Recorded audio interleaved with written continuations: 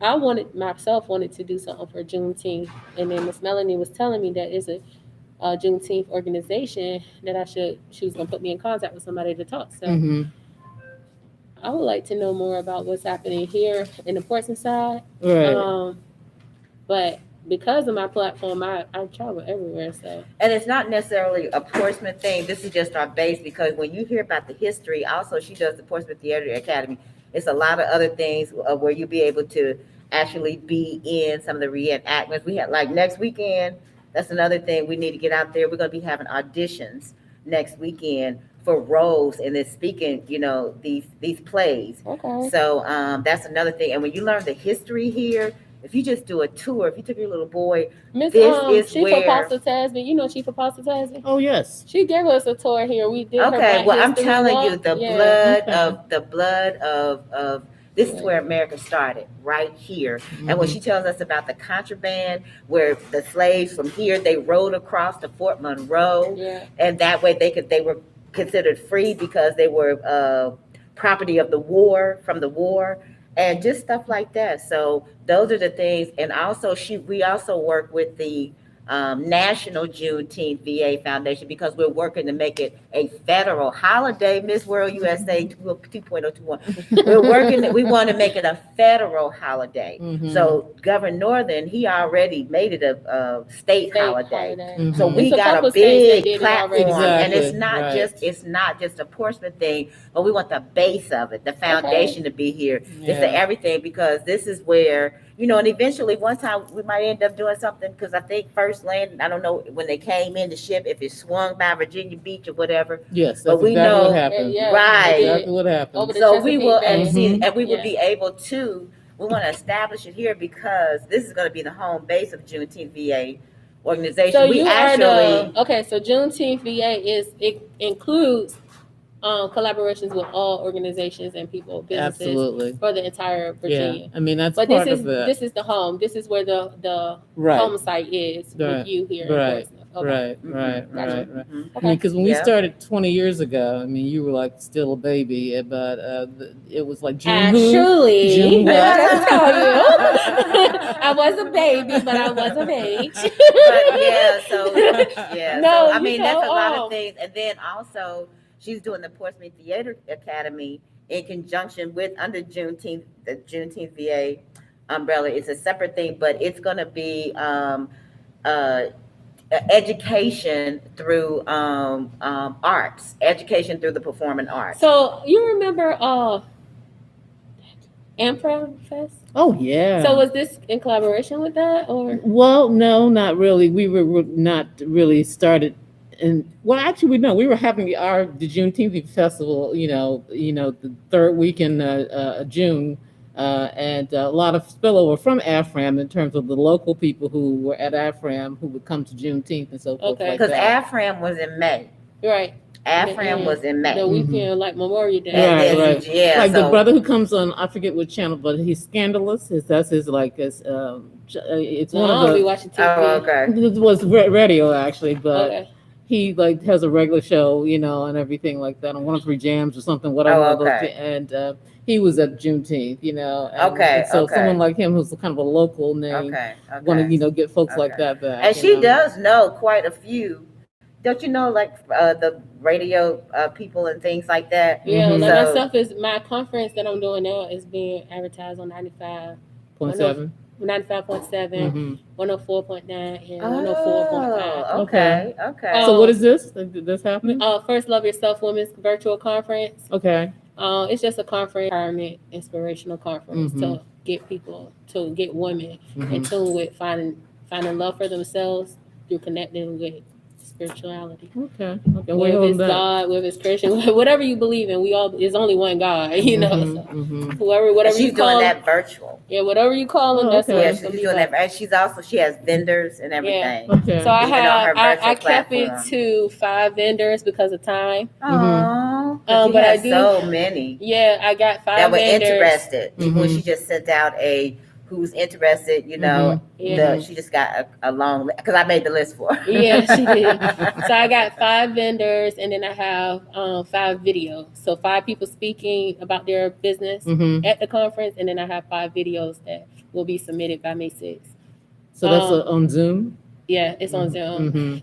So basically what I had them do is either they can talk about their business for 2 minutes in person for $10, or they can submit a video for $20, and it'll be a glimpse of their business, whatever they want to say about their business, whatever products or services they advertise in. And then or they had a third option to donate a door prize, and they could still submit a video or talk in person without having to pay. And then the fourth option was being a complete sponsor. So So she's real good at all that kind of stuff too.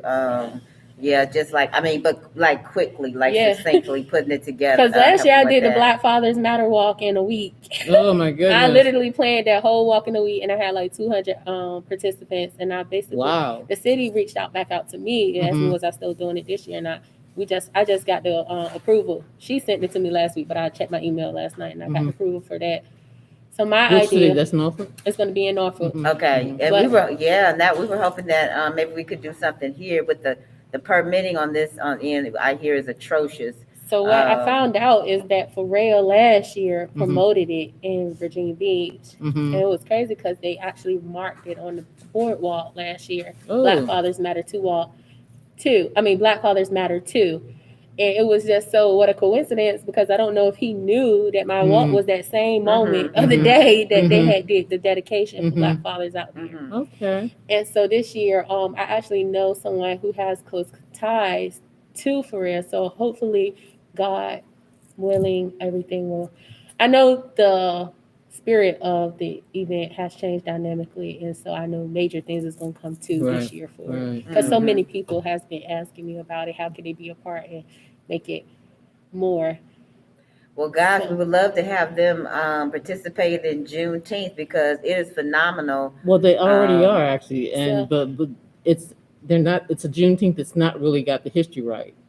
Right. They just know, on Pharrell's end, they have this connection to this Juneteenth group. Right. But they don't know that they're different, that basically JuneteenthVA is the authentic, proper the definition that's of what connected Juneteenth with is the all National about. Juneteenth And we're connected Foundation. to the national. And so I've been trying to reach him through Councilman Aaron Rouse on the Virginia Beach City Council. So you might want to, if I can talk to Mr. Clarence, because he always talks to Pharrell, and I work with a lady right now. I manage her radio show, and she's part of Voices of Fire, so she has direct contact with Pharrell. Like they literally she just left on Thursday, and she'll be back on Tuesday to record with him. Okay. So,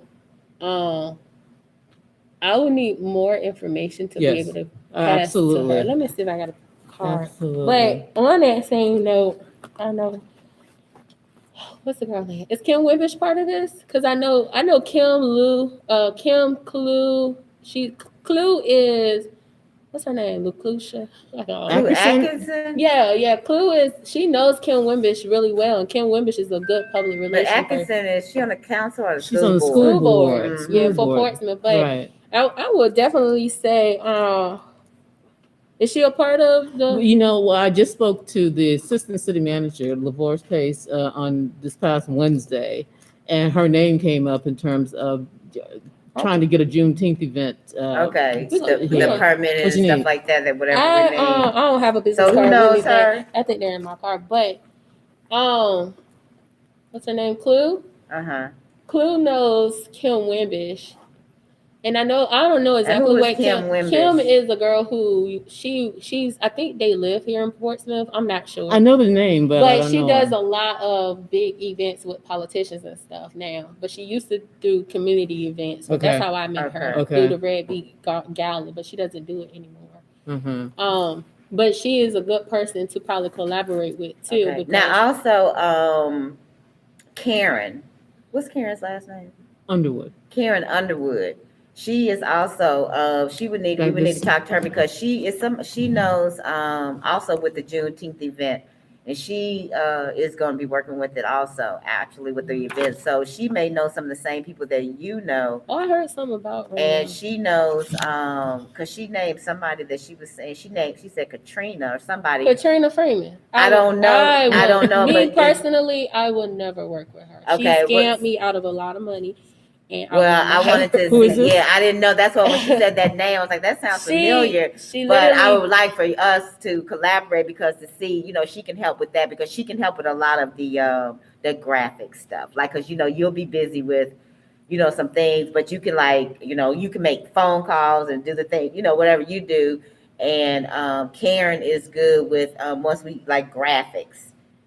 Stuff like that. well, I do know some people. I know you are too. I know a lot of people that, and that's one person I would not work with. Say their name again. Okay. Katrina Freeman. Okay. She actually is promoting something called Keep VA Warm or something like that. I heard about, but that was literally an idea that somebody else brought up, and she took it and ran with it. Okay. And I don't know how she's funding it or whatever, but I do know she hosts a lot of photo shoots and stuff, and she scammed people out of those photo shoots.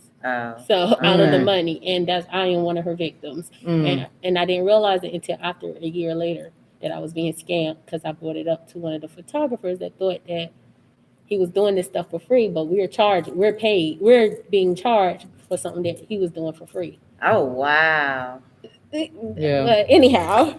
So, yeah. so y'all gonna, but you're fine to go on camera. You look cute. No, I didn't. Not happening. What was your name again? I forgot. Sherry Bailey. Miss Sherry Bailey. I will personally get a cute for you and come do an interview with you. I would love with to. your sash and everything. Well, then let's do it because next that is week. one of our contract rules. We cannot just go on camera not prepared. I can Okay. believe it. Okay. That's It's a great. promotion of the like, night. look, you One, need, because you blown up. You need to make a lot of money because you need an assistant. Me. I do need an Because I'm always assistant. around. That's what I'm doing. I'm project manager. Basically, try to make sure everything stays on track because she got a lot going on. We got something going on with the Virginia Beach City Schools. That's in a place. So I'm just staying on top of that because she's like the head, but it's a lot coming out. So I'm trying to help her. Like, okay, what's going on? What's the thing on that? Okay. Okay, check. so Are you interested in doing onstage acting? Are you? I'll do. Is that It just something? depends on what it is. No nudity. Oh, And no, I am already got Can my I have part. this, or do you? Actually, you can. Yeah, you can. have I'll that. meet her. I'm I the need star. access to I've already got the role as baby Jesus or the dead person. You Jesus. Baby Jesus. I will In act the for you. What manger. would you like me to do? Well, I tell you, we're kind of going to figure it out as we. Yeah, kinda we're get- gonna have next auditions weekend is the gonna be big next day. weekend, and we Next need to weekend. get that information out. We got to get that information out. That auditions are next weekend because we Do want. y'all people already to got it come. written up and stuff? No, do you That- got it that written up? literally Because what she I'm can working on do as we it. She can do speak. it while we blinking. While we blinking, she can send it out. But actually, it's like 10 to 3, so the call is going to Oh, be in a few yeah. minutes. So Okay. what's the name of the event the theater part? What's the name of that event? I ain't bring no paper and pen or nothing. Well, what's I I'm got gonna write in some. my notepad. Because who's presenting the auditions? JuneteenthVA in conjunction with the Portsmouth Theatre Academy. Call you back in 2 minutes, JuneteenthVA okay? in conjunction with the Portsmouth Theatre Academy is 2 minutes. Yeah. for The having our opening is- auditions and the date. Here's the Because opening. I'm talking part. in the meeting. The Portsmouth Theatre See Academy you will in a hold minute. auditions and interviews 12 noon to 4 p.m. on Friday, April 30th, Saturday, May 1st, callbacks on Sunday, May 2nd, Okay, she got it. in the You got it? Parish Hall of Trinity Episcopal Church located 407 Let me King Street. screenshot it. Yeah. I mean, let me There take we a go. picture. That? Can we go ahead? Can we send it out? Well, you probably just want a flyer made. And Yeah, then just Oh, put okay. under You all want the it colorful. details and and- Yeah, notes. okay. yeah. Is this just it right here? Okay. Yeah, it's just that What's first. this? Just part the right first here. paragraph. That's another press release from an earlier Okay. event. Okay. You So- already did it? Yeah, I got it. Okay. I'll review Okay. it and then I'll come up with something. And then Okay. so Okay. go check out the website also. Okay. That's JuneteenthVA.org. Mm-hmm. All right. I love So that. I've on been reading Juneteenth, that. because what I was thinking about doing, which I didn't move to, I told Miss Melanie I wanted to, but I have a group called Queens Inspire Queens and Uplift Kings, and it's just a group for inspirational on Facebook. Mm-hmm. But one of the things I wanted to do for Juneteenth weekend on Juneteenth, I wanted to have a charity ball, a ball, and a fashion show. And so I had the girl who does special events. Her name is, I can't think of her name right now. Great. The Portia, can't think of her last name. Mhm. But anyway, she hosts weddings. But because of COVID, we postponed planning it because of COVID. And Miss Melanie said that you were trying to come up with some events for Juneteenth. So how can we make this all collaborate together? Well, I mean, we got less than 60 days. We Yeah, we I just don't need look to at know. time. We just I need to just- know. I don't Go. look What do at I tell money you? or Just tell time. me. That's what Just people tell ask me. Well, I'm how do you already do ready. I everything? want to take you on. While she's on the call, I'm gonna take you around. I don't and look tell at you some of money the and I stuff. don't look at time because I feel like if God gave me a vision, it's He gonna make it work all out. Okay. You Okay. gotta. I Okay. ain't had to worry about none of that stuff. Okay. No, it's all gonna happen. I love that Okay, faith. I okay. love that. I love that. Yeah, and I can walk you around and show you the. Essentially, what we're we looking at. are. Yeah, it's going to be. But I I, love- want, you know I want to what? know what your ideas for Juneteenth is so that we can all come together. Well, Okay. what's on Juneteenth is that Saturday, June 19th this year. Yep. And this is our first year. We became a state holiday last year, so we got to, of course, Yeah. have like firecrackers and Yeah. so forth like that. So the way we're looking at this, what's happening is that getting ready for Juneteenth, and we do this play as a part of it. Okay. Are we gonna do that one on the corner? Or are you gonna do in the chapel? Have some event, some going on, and I think we should do it over there, and then also I think you should have something going on, in there too. This is done Depending on on- Juneteenth. Yeah, Oh, that weekend, it's part of the sometime that weekend. weekend. Yeah, Okay. part of the Yeah. entertainment. It's that date set or time set for anything at this moment, right? In For the terms week. of when it would happen. Uh-huh. No, Okay. no, It's no. gonna work. It's all So this is the one where is this the one where they were standing on the corner Yeah, that's the one doing that it? Okay, and I'll show you a picture of it. You can see exactly how the visual is. That's why I was thinking that even in between sessions when they're like, if there's not a fashion show going on or an Mhm. event going on in the sanctuary, they could be another group and they could be doing it and people could come in and out and Mhm. hear the reenactment because it's a reenactment. I already know I read the Oh, this what you I need read the somebody to play. curator part. I Yeah, love we it. do this play all over the place. I read the curator part. It's really neat. So what part will fit me, Miss Melanie? All of them because the Look, way look, she she said wrote all of it, 'em. the way she wrote it is for I our just love because it's like, and I love it's like the historical characters, but they're having a common day to day conversation, Okay. and it's really cool. So yeah, it's really cool, and Okay. so we It's definitely script- it's we would script love to led. have like It's script led, so it's back. Yes. Script. Yes. Okay. and we would love to have like big blow up of this Okay. right here, some posters of this. Do you have some of these? No, I don't have a blow. I those. don't have a blow But up. we of got, it. if we would love to have some hardboards of just the front part that we could sit out. The biggest. So Okay. next weekend is kind of like going to be like a showcase of all the projects that we have, Okay. of which many of them are stage plays. Like this is what's going to happen this summer. This collection of plays called Okay. Summers in Suffolk. Okay. Summers in Suffolk is a huge play. The last time it was done was at Norfolk State in the Wilder Center, Mm. and but it premiered in Los Angeles, and so I'm gonna bring some LA actors to and we're gonna rehearse virtually and all that kind of stuff. So mix the local and the national kind of folks together, and that's going to be produced out at the Portsmouth City Park Amphitheater. We'll go on rehearsals right after the 4th of July, and performances will be end of August, into September. Okay. So next week, in terms of auditions, Okay. want to be able to get those folks who will be in Abolitionist Museum, Gotcha. right? And then some of them will then transition to be a part of Summers in Suffolk. Okay. So an Abolitionist Museum basically is kind of like the flagship production for Juneteenth, Virginia. The play basically follows 8 historical figures: Abe Lincoln, Nat Turner, Harriet Tubman, There are wax figures in the museum. The museum curator brings in a Confederate flag, and they debate whether or not to burn the flag. And then we have a post-show conversation, a community conversation with, the audience members. We've done this play in front of the Sons of the Confederacy. We did this play out in Suffolk where somebody shouted from the audience, "Nat Turner killed my family," and she was looking at the actor playing Nat Turner as if he was indeed Nat Turner. Had one of the best post-show conversations you could ever hope for in terms of people who are coming from radically different perspectives, having a civilized conversation. And that's what we do. We create community conversations that are about healing people. Our mission is to help America heal from the wounds of slavery without shame or blame. That's her hashtag. I love that. That's her I hashtag. really We got to get do. that. Thank is you. so- That's her hashtag. Healing from the wounds of slavery without shame or blame. And not even that, just a healing period. Like people don't, we Right. can say we forgive, but they don't want to heal. Right. Right. Boy, that's an astute point there, because people say the words, but you got to really do it. And Go these through the process. conversations have proved to be really helpful. Yeah.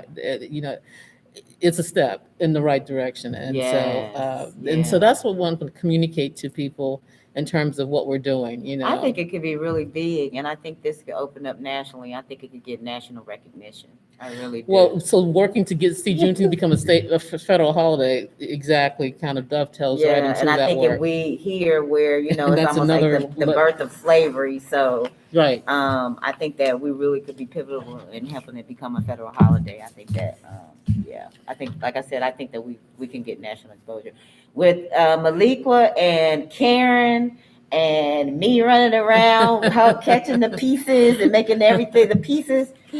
I think that I would we love can to get be a part of national. this. Wonderful. I'm gonna tell you why it's a personal endeavor as well too, because I'm Puerto Rican and Black, and all my life I've been told, "Oh, you're not Black enough," Mm, and I'm Black, mhm, And so to learn about my own history more in depth, like I went through history classes in school, and you get whatever they want to teach you, and it doesn't sit with you, it doesn't resonate with you until you're older and you can really understand and put all the pieces together. So it will be a learning experience as well. Wow, For me. I feel your energy and your passion, and I'm thrilled to hear you say that. Yeah. Thrilled. I was just like, just let me know your vision, And I your can mission. definitely put it I'll on find all the on people. social I already media.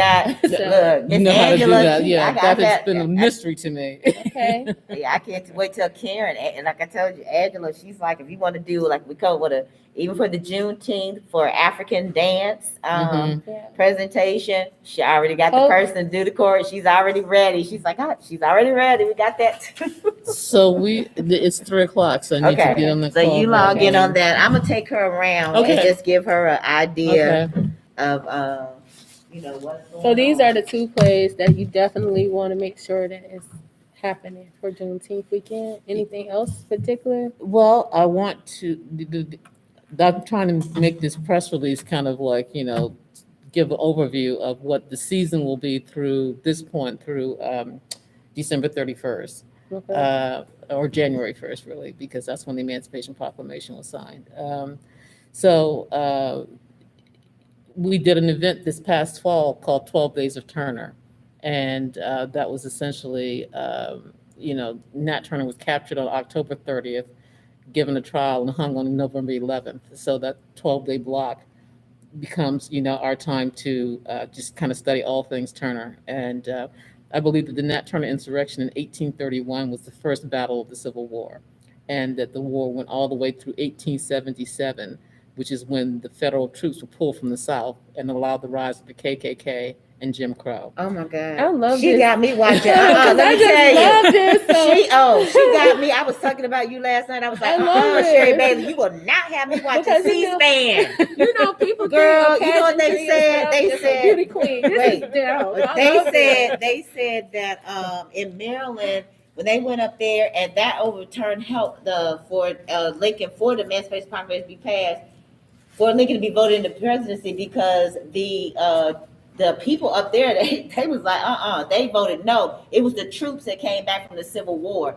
They voted in favor of Lincoln. if it wasn't for the troops, Right. it would not have gone on. Right. And this was panels of all white people. I watched all last night. I was fussing you out. I was like, the heck with you. I love C-SPAN. You got me addicted to So you about to C-SPAN. go on a press release meeting now, or you got a meeting? Well, she's on a very Zoom call, and they talking about some historical stuff. And see, that's what I do. I'm out there. It was a conversation that she should have been on, but she's, sometimes don't always see all the different things. So I rather, tell her about that. So she's gonna get on with that. With Terrence A. for Anderson, which, he needs to stay. I'll He's see more her in a connected few. with Okay. her. So, this is this building for summer for her program. So it's another lady that's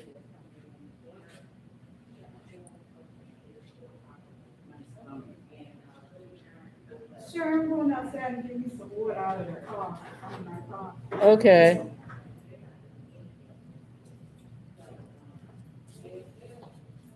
You want to just leave I'll just come open the door for you. I'll leave the door open because you have to go on the call. But I do need to do that. Yeah. All right, thank you.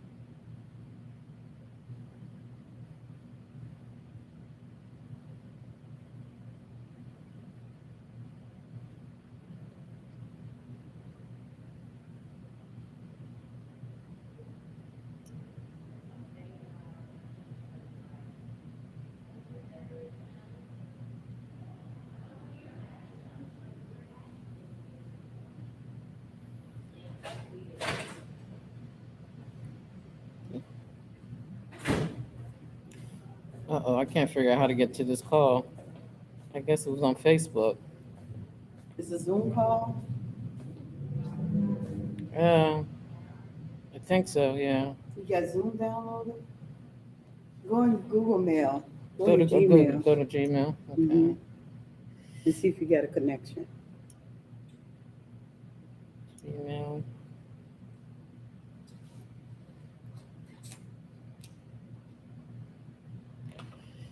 All right, Gmail.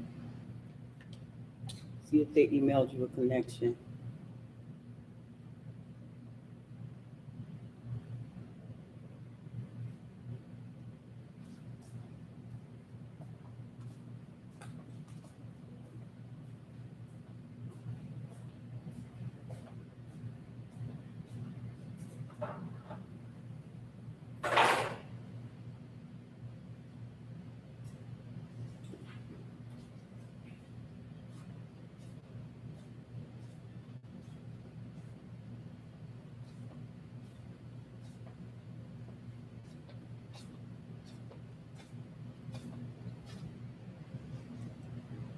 Email, check your Gmail on your computer. Okay.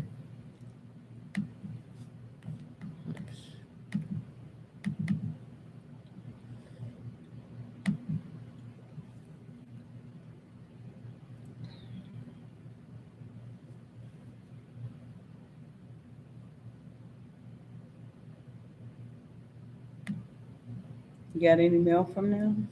I'm looking now. Let's see here.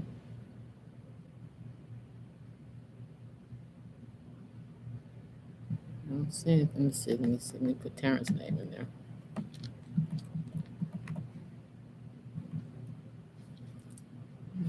Mhm. Just got his name.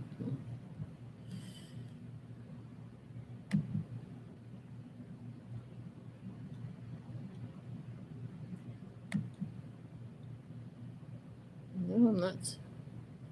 I know Melanie has it. Maybe. I thought she sent it to me. Call and see if,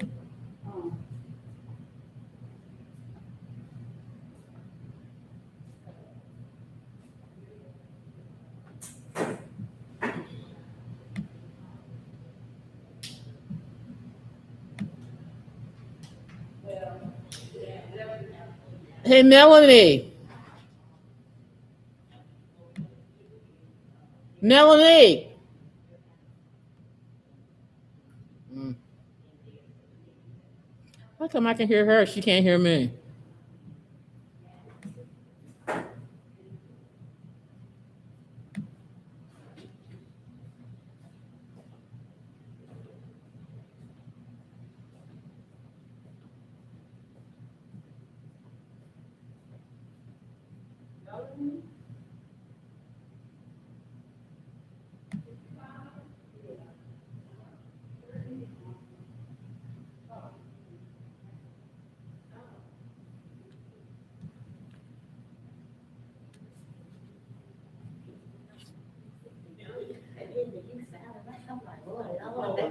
I can't find the email to. The African angels is calling.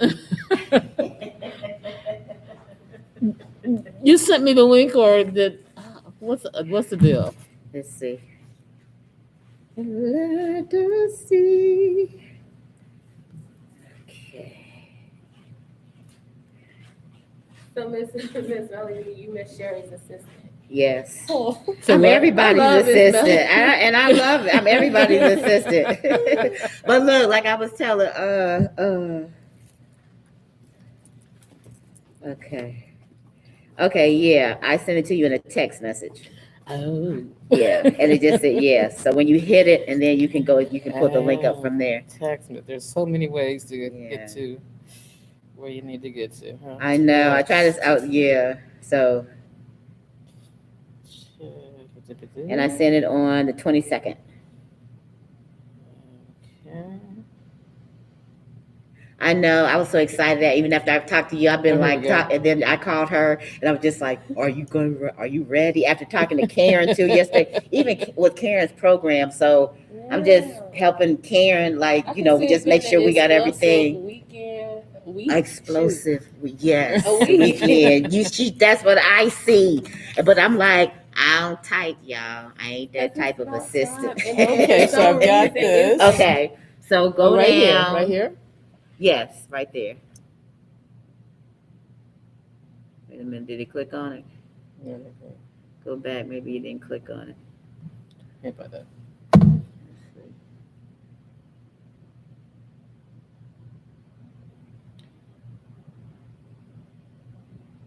Alrighty.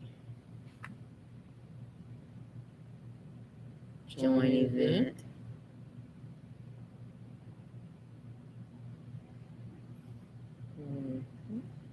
Okay.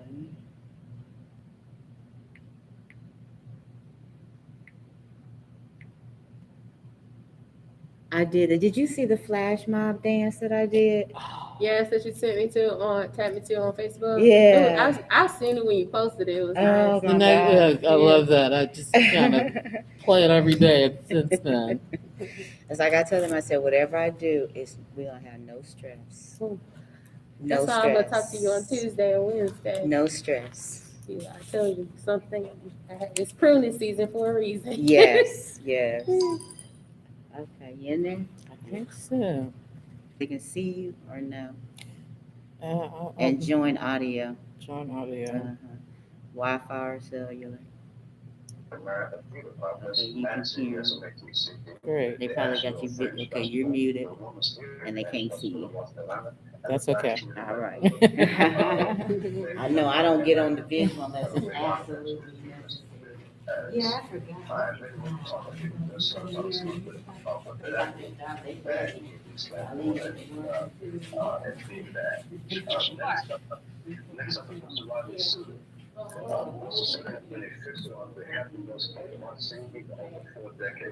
Yes, sir, the recognition of the multi-dimensional humanities and board member of the United Theatre, artistic director of the ZWG Repertory Theatre Company, artistic director of the Tidewater Youth Impact Theatre Company, and both as the artistic director and then vice president of Monarchy Productions.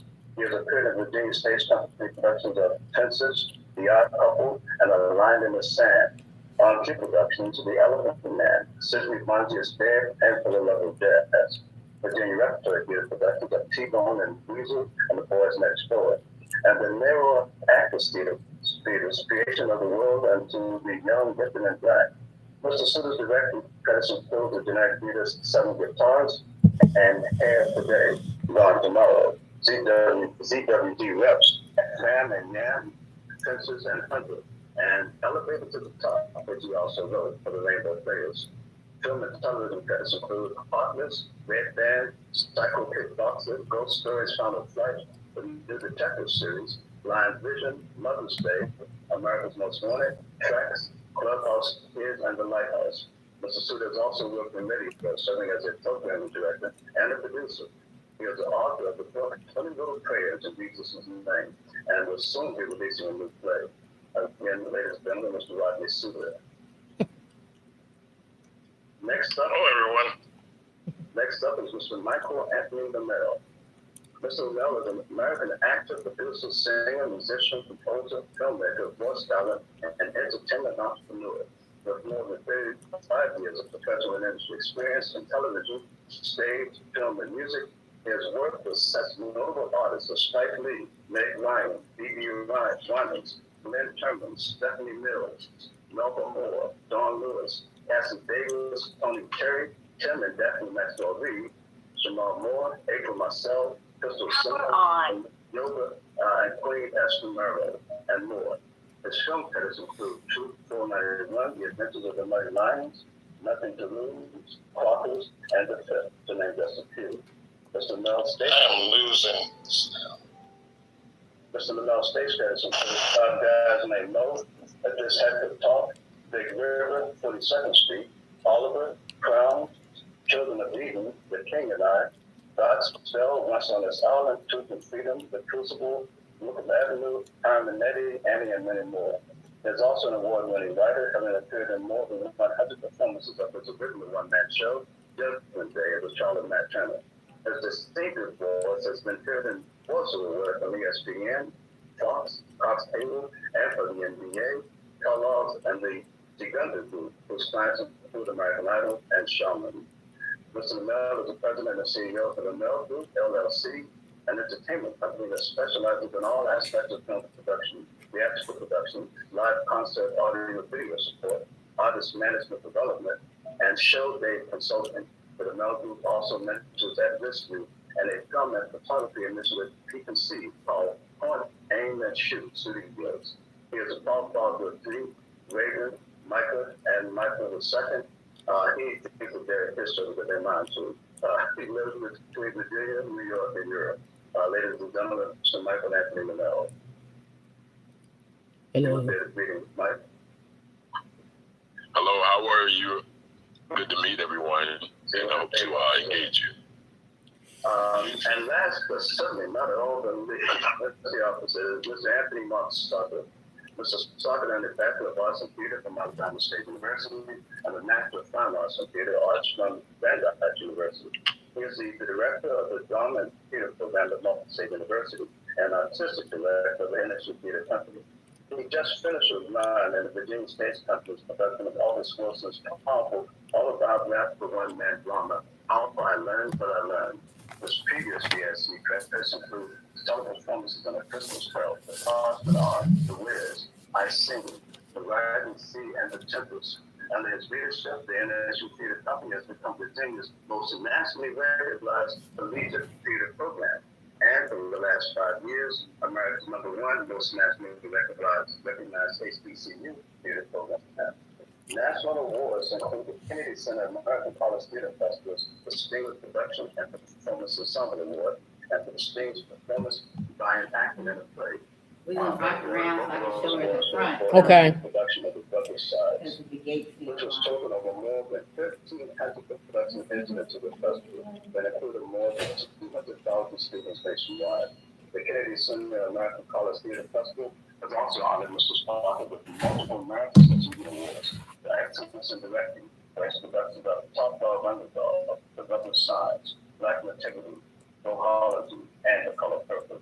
The NSU Theater Company also won Best Fine Arts Program at the HBCU Awards in Washington, D.C., where he was also chosen as one of the 4 national finalists for the Male Faculty Member of the Year Award. He is an associate professor and the founding director of the Holy Moon Bachelor's of Arts in Drama and Theater program at Norfolk State University. Ladies and gentlemen, I give to you again Mr. Anthony Stumper. Glad to be here. Okay, guys. So what I want to do now, I'm going to give a little bit more, just some brief highlights of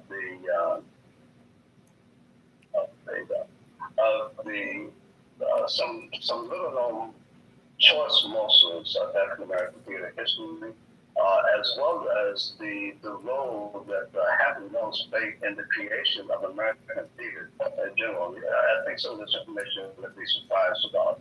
And one instance, you're going to meet a gentleman that who was one of my mentors, a very dear man who's been on for a few years now, but I'll be delighted to introduce you myself. So What happened to Jimmy? I don't know. I had the car and then he's gone. He said he didn't want to come in here. Yes, sir.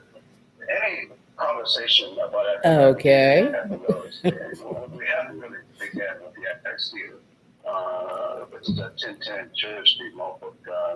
It is a real treasure that we have in this community, and it's a very dear place to me as the building everyone has probably heard me say this 1,000 times, but it's the building that my parents first met one another. They first laid eyes on one another at a talent show.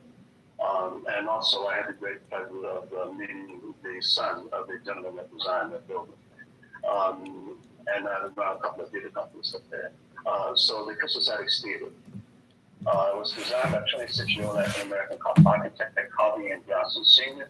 It was financed exclusively by African Americans, which was the Twin Cities Amusement Corporation.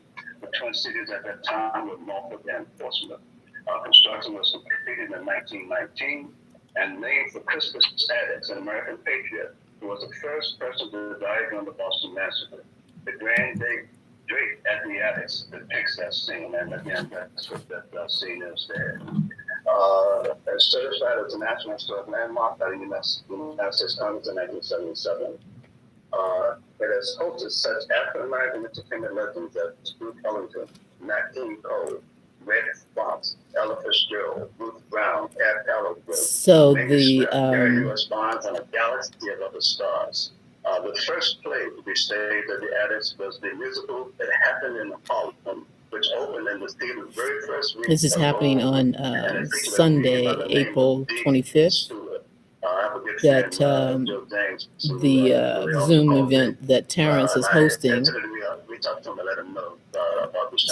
is basically spent the first 20 minutes introducing the panel, which is Terrence, Michael Lamel, Rod Suter, and Anthony Stockert, who is the director of theater over at Norfolk State.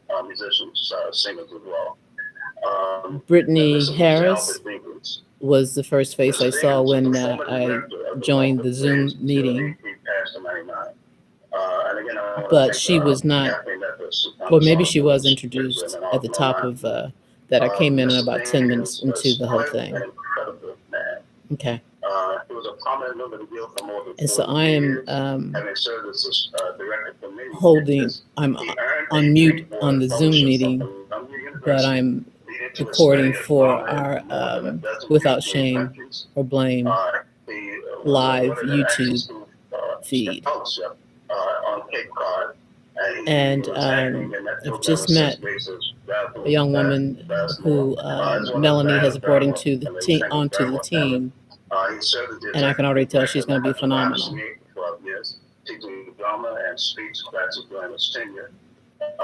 So now I got to figure out a way to. I need one of those cell phone holders because I want to keep that on the camera while I work with the press release. So let's see what we can come up with. Necessity is the mother of invention, as they say. Thomas and the Norfolk City Council named October 23rd, 1983, as Dr. Albert D. Dinkins Day. On January 12, 2000, the Virginia Senate passed Joint Resolution number 13, acknowledging his August 28, 1999 passing, as stated, resolved by the Senate, the House of Delegates concurring, that the General Assembly note with sadness the passing of an exceptionally talented and versatile Virginian, Albert D. Dinkins, and be it resolved further that the clerk of the Senate prepare a copy of this resolution for presentation to the family of Albert D. Dinkins as an expression of the high regard in which his memory is held by members of the Virginia General Assembly. He was quite a man, and the Norfolk Players Guild, before it closed, it was the second oldest continuously producing African American theater company in the nation, right here in Norfolk, Virginia. Okay, and this is something that was going to blow a lot of people's minds. The pivotal role that this region, Hampton Roads region, played in the development in the ensemble theater in America. The very first play was called Ye Bear and Ye Cub, and this sign marks the location of where that play was performed on August 27th, 1665. I'm going to move this over to the left a little bit. And some of you are aware that back in the 17th century and earlier, people that performed in theater were considered a bit unsavory, considered wild, given to debauchery and everything, which wasn't necessarily the case, obviously, but it was a form, and it became a form that was not lived on commonly. But Ye Bear and Ye Cub, again, performed on August 27, 1665. The actors that appeared in that production, Cornelius Watkinson, Philip Howard, and William Darby, after that performance, they were called before a judge because they were performing theater. They were made to come dressed in their costumes, and they had to bring the script to them with them to reveal what they were talking about. And eventually they were let go. But you talk about a bad review, right? To be your performance is so questionable that you're brought before the judge. And next up is the site of the first theater building. By the way, I've not been able to confirm it again, but this production of Ye Bear and Ye Cub took place, from what I understand, in an area outside of, it says on the Eastern Shore, but there was an area called Glastonbury, Virginia, and it was just a small area that doesn't exist anymore. But again, the very first theater building built in Williamsburg, and it's on Palace Green Street, north of West Nicholson Street. This sign, this is a marker that notes the location of that particular theater. It was built by William Livingston and merchant of New Kent County. He built the first theater in English America on this site in 1716, circa 1716.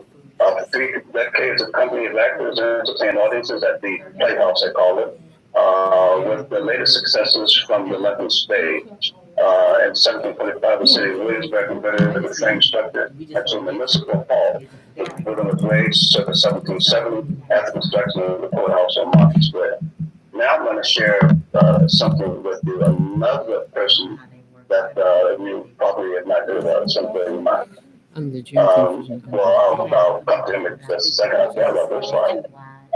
This is another, this event, this act in 1737 in London played a significant role in American theater. The Licensing Act of 1737 in London, it resulted in the extreme censorship of the plays. It prohibited actors from receiving any kind of pay from where they defined it as gain, hire, or reward. London's New Wells Theatre was closed following the 1737 Act. And its manager at the time was a gentleman by the name of William Howland. William Howland sent troop of actors after this thing was passed to the colonies. They arrived in Yorktown on June 2nd, 1752, aboard the ship The Charming Sally. Their very first performance was The Merchant of Venice, believed to be the very first performance of Shakespeare in America. So you see, this area, this region, has quite a history when it comes to theater. Now, this gentleman, his name was Augustine Daly. I tell people about him all the time. He was a playwright, director, theater manager, drama critic. He was born in Plymouth, North Carolina, but after his father died, he and his mom moved to Norfolk. While he was in Norfolk, he saw a production of a play called Rookwood, which impressed him to no end. He was a teenager, and he began staging amateur productions in Norfolk. Some of those productions were staged on Granby Street. Augustine Daly became America's first theatrical director. He is probably recognized as that person. Now, this is a building that he did not build, but he purchased it in 1879. The address was 421 Broadway, New York, New York. And the building will be operating until 1899, when it was taken over by the famous Schubert family until the building was demolished in 1920. So again, this area has played a significant role in American theater. It absolutely truly has. And as we talk about American Were you able to get theater, inside the courtyard? and Hampton Mills, Okay. to also be aware of the roots of theater, roots of American theater that took place in this region.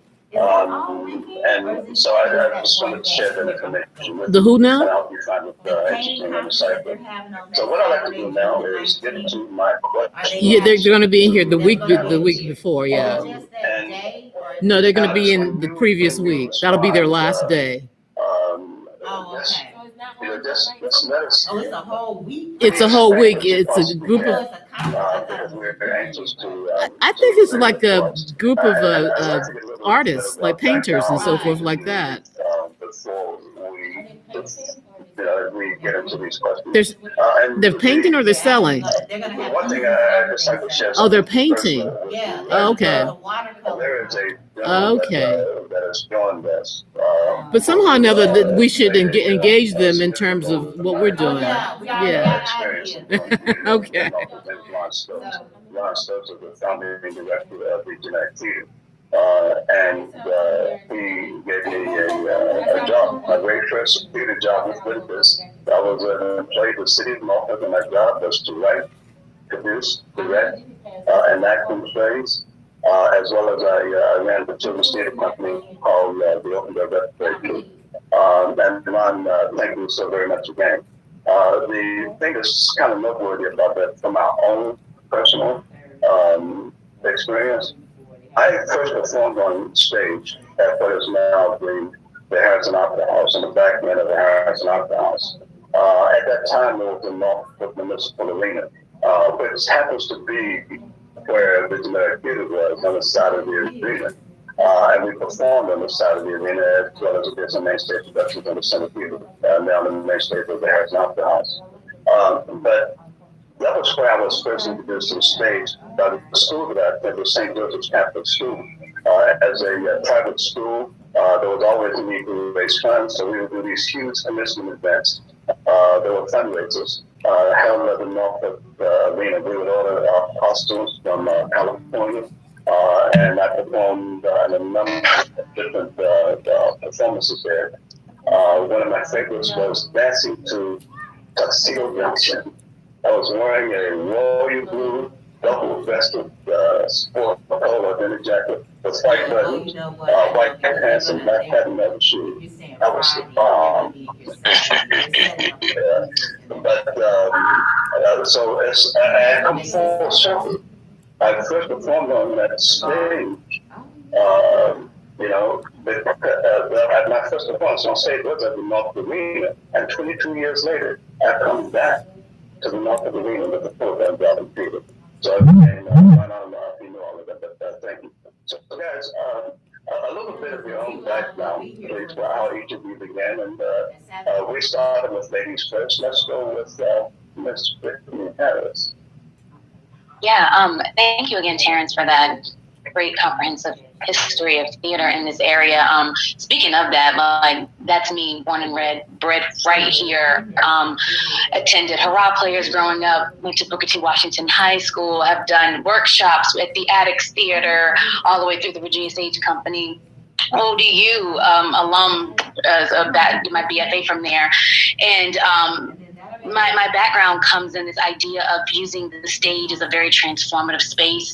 I've been very fortunate to have professors that are not only just trying to teach, but they're also advocates for the voice and narratives that don't necessarily look like what's presented to us and all that stuff. So I'm naturally an extension of that. So now coming back, my full circle moment of now teaching in the same program that I got my BFA in and trying to shift some of those perceptions and mirrors. I mean, even how our theater history classes are taught. I mean, we talk about the Greeks and all of that, which is fine, but what about the history right here in the city? I think this could be a nice extension of that. And so my background is in using the stage to amplify voices that are usually oppressed and suppressed and not really heard or highlighted.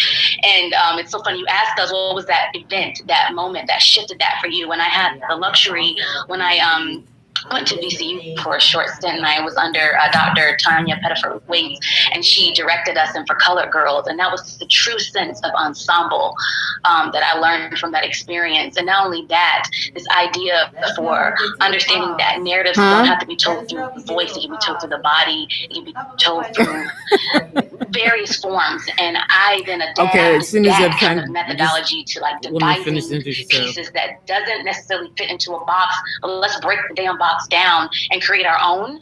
And I'm very young at this. I'm young, but I'm educated, but also I'm dedicated. And so that's kind of a little bit of my background so far. You have and I share this with you, you have a remarkable energy, and I'm saying that for someone that has worked with a lot of actors and performers, and your energy is something that I'm hoping that at some point we're getting an opportunity to work together. And I do, me too. I'm truly impressed with your work of using your perspective of using theater for benefit of the community. And I mean, not just in terms of creative expression, but to get to powerful experience of people that are often not in the cultural mainstream. Okay, so Mr. Suter, if you could please share a little bit about your own background. Didn't that 20-minute? Oh, we can't hear you again, Lars. Okay, can you hear me now? That's it, we got you. Okay, I hope everybody can, because I've been dropping in and out. I've had a wardrobe change. I've already changed glasses because I couldn't see out of my old glasses. But anyway, I started out as a military brat. My first exposure to theater was when I was growing up in Europe, and we had the command choir, joint military command choir, and a show, a Christmas pageant. And it was Army and Air Force, of course. And we did singing, and we did some performing, and that kind of struck me as something that I might want to do. We returned to the United States, I guess when I was 12 years old or so, in the mid 60s. And I became an oil and canvas artist at what was on 20th Street. It was the Talent Opportunity Workshop, and I was doing that. And I met Marcella Mitchell, who was a director and theater person in Hampton Roads, and they were doing Amy Cesar's Season in the Congo. And we were doing it, wound up doing it at the Center Theater. And we had military people at the time in the show, and the ship pulled out, and so we lost a majority of our cast. So I wound up doing like 14 different roles in that show, and mostly walk-ons, the minor characters with supporting characters. And then I also was able to play M. Siri, the assassin, who was the one who was responsible for killing Patrice Lumumba. After that, I went to Granby High School, joined the Granby Players, but there wasn't a lot to do. There was no exposure for Black people other than the Players Guild and Talent Opportunity Workshop, which soon closed. And so I found myself joining the Grammy Players, where I began a concerted effort to play major roles. That I wound up playing Snoopy and Goodman Charlie Brown. I wound up doing El Gallo in the Fantastics. And then, of course, that helped me to get out into the world. I joined the Chrysler Museum Actors Theater, Walter Chrysler, and I was doing plays for living with Billy Feddersen and Stan Feddersen. I had met the Feddersens, so we were doing those type of things where we were traveling around doing shows that spoke to the times. And unfortunately, you know, things have not changed. These were shows about Black people moving into white neighborhoods, trying to integrate, trying to get a mortgage, just all kinds of racial strife plays that we were doing. And we do them in churches and places all around, so I was exposed to a great deal of different people. Then I joined, of course, the Actors Theater, Chrysler Museum Actors Theater, Walter Chrysler, and I was able to do Death of Bessie Smith, a few other shows. Walter, of course, got Barter Theater down from Abington because he thought, well, you know, I can do better. I'll bring the Barter Theater in from Abington. So we at the Actors Theater went over and purchased the Narrow Theater, which is still there. We actually, the group or collective of us actually owned from the Chipotle all the way to the Narrow video store, which used to be there. The Chipotle, that part, the offices were our rehearsal spaces and what have you. That at that time, I still wanted to do more, to break the color barrier, not, you know, be shoveled into different roles. Now, we did, of course, Young, Gifted, and Black, but then I was cast as Adam in The Creation of the World and Other Business by G.F. Rowe. From there, I was able to branch out into the Tidewater Dinner Theater, to the Cavalier, and started to break down a lot of barriers that I found and open doors up for people. Of course, I later wound up joining the military and leaving the area for several years after making a name here. And I came back and ran into Terrence. And of course, that started my long association with Terrence and On-Cue Productions, ZWG Repertory Theater. I wanted to give back later, so I started becoming the artistic director for the Tidewater Youth Impact Group. I wrote a show for them, Katrina is Pregnant. I also started the Rainbow Players down on the Norfolk Naval Station, and we did a show, another show of Braces Getting Along that I wrote called The Elevator to the Top. And then I was able to work, of course, with the Jerry Theater. I've been in radio, television, doing a lot of different things. And I just always felt like that, you know, we're holding up a mirror to society. We want society to see, you know, what is going on with us, and to expose society to a lot of things that they don't see. And one of the best things that I could say that I liked doing so much was cultivating the Black audience here in Hampton Roads. And we were able to do that by, when we had various theater companies, we would have you know, our Thursday nights where we would just bring people in from the Y or different organizations, churches and institutions to build our audience. So those are a few of the things I did. I don't want to take up a lot of time, so I'm done.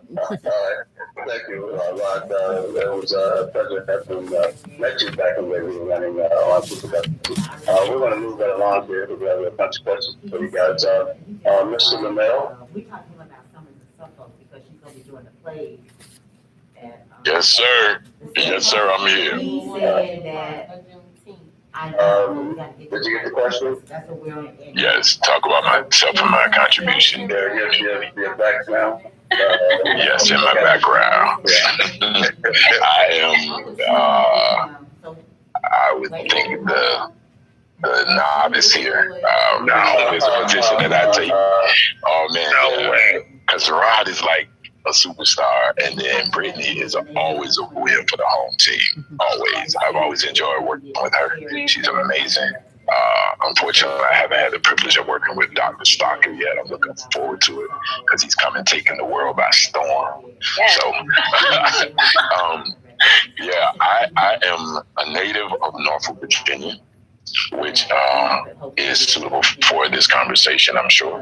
And then I started working in theater at the Hun YMCA, actually, my first show, about 5 years old. I was the narrator for the show.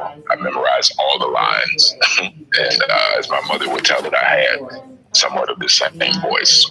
And I memorized all the lines. I remember trying to have a dramatic pause, and the director in the wings trying to say the line. She was mouthing it. Say this. Do I know her? And I'm looking. Very well. I literally took the mic and ran over to her. Said, "What you say?" The mic, the people could hear it. She was telling me the lines. I was like, What do you? lines. I was being dramatic. Oh, sure, yeah, I'm dramatic. sure she will. Anyway, I went from there to. I started working with Center Stage with the incomparable I can't hear you guys. Margie Day Walker, who was famous for her record back in the day, Little Red Rooster. She was from Norfolk and just an amazing person to be around. And I got the chance to work with people like Nancy Wilson and some other notable people through that experience and performing at the Apollo Theater. Performing as a show, a run of a show, not as in the amateur night. And that came with Center Stage. And been traveling the world and doing film and television and theater. I always like to say that theater, we can do film and television, but they find it difficult to transition to our world because we cut our chops in a different way, if you will. And I got to be an adult. In my high school years, I was working with Connie Hindmarsh, Miss Connie from the Rocker Room. She's amazing. She's still around. We're about to do a tribute to her coming up soon. And that was at Lake Taylor High School. And I matriculated at Granby at Lake Taylor. And I worked with Sam Roundtree over at Booker T, BTW Playmakers.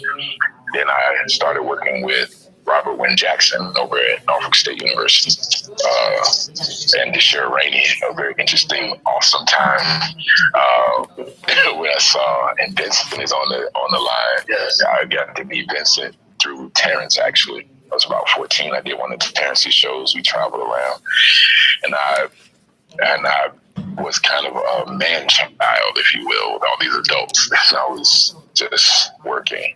We did Oliver over there and The King and I at the Wells Theater.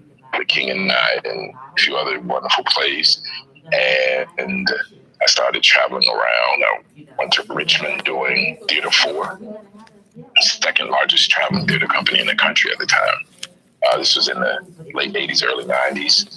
I did some time at Hampton University with Dr. Ward. She was carrying it. She became Dr. Ward because we had performed together and did the Crucible over there. Played Deputy Governor Danforth as a vocal major. I was one of the leads in a theater play, so that didn't go over well with a lot of the theater majors. But the auditions were fair, and I got the part. So then I started doing more film and TV as while I was still doing theater. And fast forward to working with Terrence, we started a company called Stage Norfolk and working with the young people. And I did some of those plays for a living that Rod talked about actually with Center Stage. And it's interesting that he said that they were, times have not changed that much. And I would agree to that. I currently have a space inside of Military Circle Mall where I'm seated right now. Theater space, play space, art space. It's called Number One Space, which is an acronym, Space for Performing Arts and Creative Expression. And we have a stage Since COVID, we've done performances in here. The first performance was by the great Leslie Rainey. We did Amen Corner, rest in peace, Leslie Rainey, who's Norfolk humdinger to his face, definitely noteworthy. Leslie Rainey, to say the least. We did Amen Corner, James Baldwin's piece. That was our first theater production here that he produced. And been moving as of late, the last few years, to more film and television. But my aggressive attention to theater is not lost on that. The last production that I directed was hibernation, written by Terrence Anderson, which I starred in as well. And I'm very fond of that piece. But now I want to film more, film these theatrical productions to reach a broader audience, since we're kind of confined to our new normal, if you will. I will say that with regards to the African American presence in local community theater, I think it's unfortunate that we are kind of programmed to support outside of our community as a Black man, but we don't garner the same support from our non-hued counterparts. And working with different people, like Patty Ray wrote a wonderful piece about Nat Turner. I applaud that. She wrote a great piece that was performed by different people. I saw it, I loved it. And Patty Ray is a type of person, she's here in the chat, that would come and support Sharon Cook if she was doing something. Sharon's in the chat. These are people who have been doing it for years here.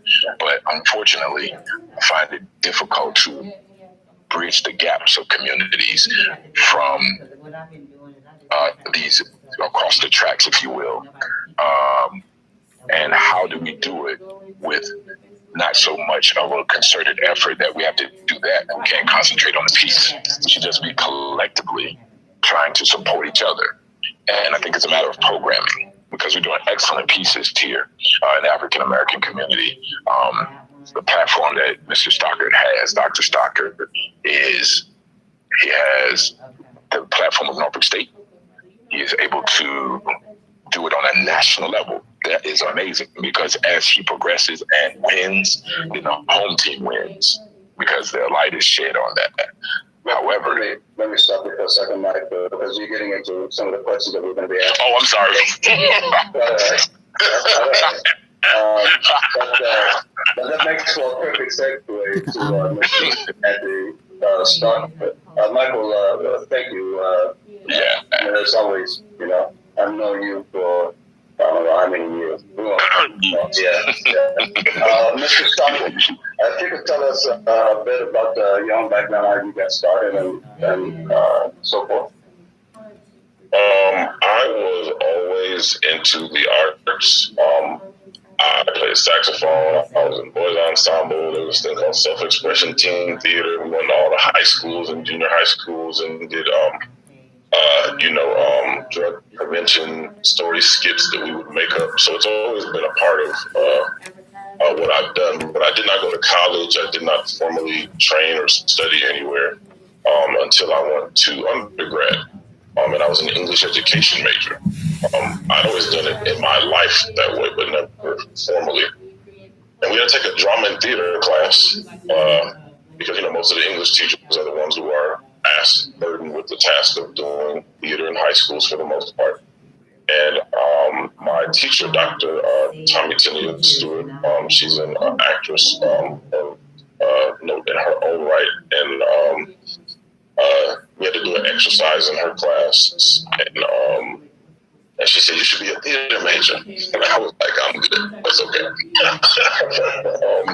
But then I went ahead and got to some of the productions, did some of the shows, and ended up changing my major to theater because it was something that I'd always been doing, and I never really saw it as a viable career option. I just didn't. From where I came from and what I was exposed to, it just seemed like it was so far away. And going to at HBCU at the time, Alabama State University, having that experience to seeing all these people pursuing what they really want to do in life.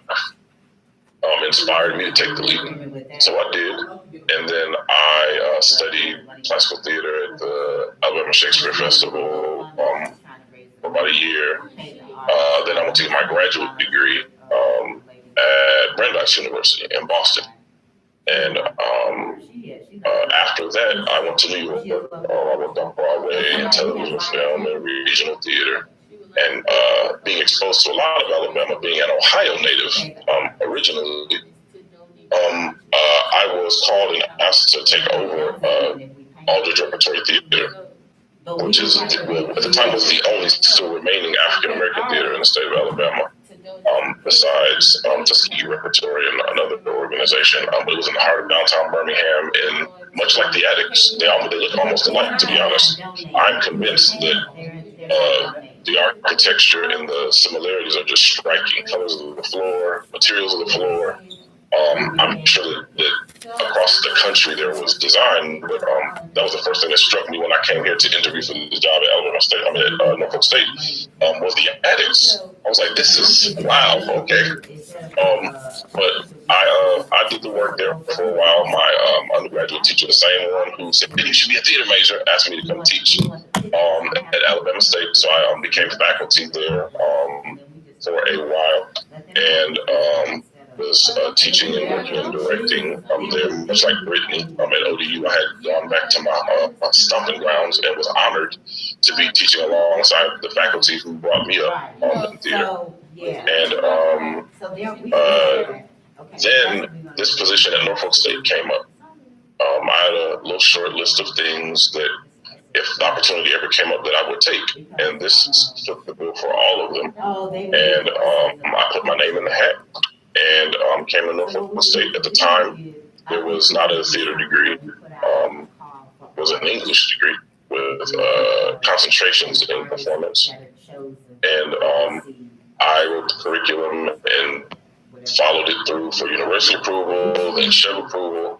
And since I have been here, the stage company, Patrick and Kat Martin, had reached out to me at the end of the first year I was here.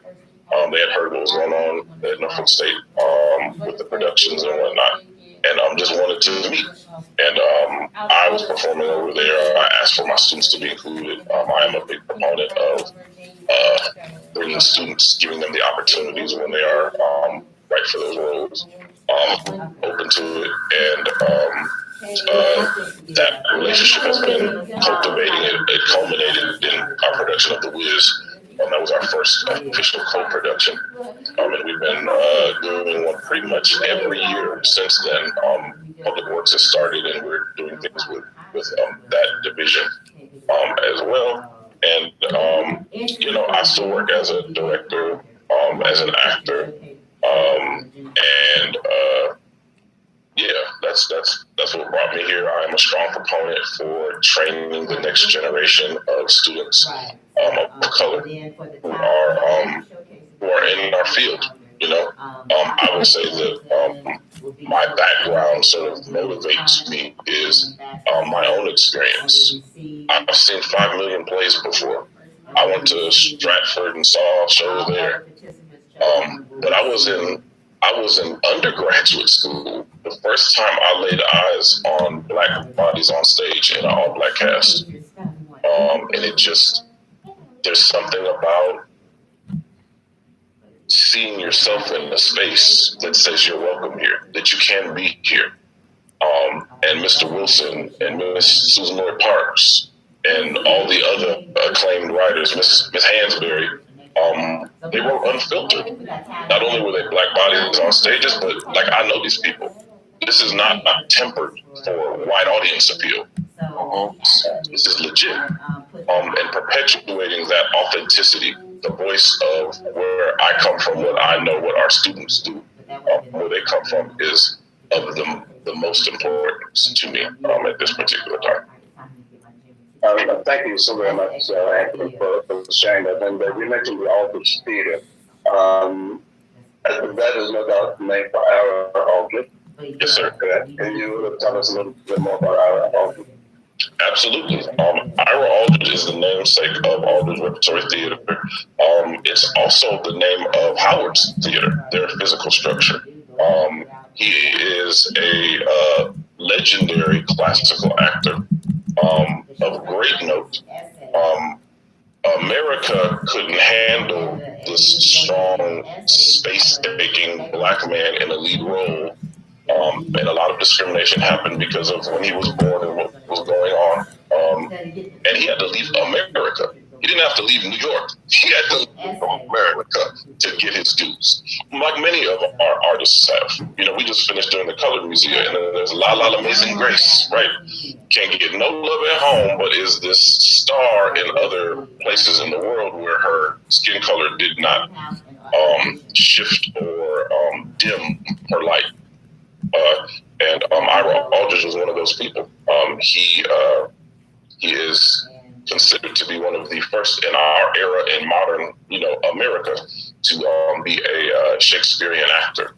Yes, he is the namesake of the theater company that I was artistic director of, and in DC at Howard University, much like Crispus Attucks. Yeah. The first person to give his life for the liberation and freedom that we all benefit from now as American citizens. And you are hard pressed to find artistic venues that bear his name. I believe the Attucks is the only one. He has a statue in Boston, in the Boston Commons, a couple of elementary schools here and there, but otherwise you wouldn't even know who he was in the world. And yet, as you stated so very eloquently at the top of this panel, the theater bears his name, and that theater is, you can't replace it. It's the history, the spirit, the energy that's been in that theater is irreplaceable. And we drive by it every day like, oh, there go the Attucks. What I like to do, because we already are into this discussion. And so I'm not going to get to all of the questions, but there's there are a couple that I definitely want to get to. And as much as you got up the wheel, so to speak, in this initial question, I'm going to come back to you, Anthony, with this question. And can you talk a little bit more? You touched upon it briefly already. About your experience as an African American thespian. How has your life as an African American, and this is a question for all of you, how has your life as an African American impacted your approach to theater? What has it been to you? Actors, we all work, we listen to some experience. A lot of folks on the outside are not aware, but you have to be a character from deep within. And so when you are approaching a character, when you are just approaching theater in general, how has your life as an African American impacted your approach to the creative arts, to theater? Oh, God. I am always aware that I am almost always the other. On stage, in a boardroom, in a casting session, I am always one of the only voices representing my perspective or where I come from. I know we all, people of color, have had that sort of chip on our shoulder walking into the room bearing the voice of the people, our people. But part of the reason why I took that job as artistic director, I was like, ooh, eventually, way long time down the road, I'm gonna be an artistic director someday. And I was like, I think I was 25 taking over that theater company. But I always knew, I have always been aware of and it's inherent that it's there, that our views, our experiences are original to the culture that we're exposed to. I will not let anyone filter or suppress that voice, my impetus to speak, or what I think is true and what is not true. So I was hell-bent on being in places where I could control the content, where I was not subject for other people to tell me what's true to them who don't come from the same experience. So at Norfolk State University, Black Nativity roll around every year, right? I'm getting trolled on social media. Why I gotta be black, nativity, right? I said, you don't go to your friends and say, oh, I'm hungry, let's go eat. And then the conversation stops there. You say whether you want Jamaican food, whether you want Mexican food, whether you want Italian food. Why? Because those experiences are inherent. If you think about life like flavor, all comes in different pockets and places and has its own experience.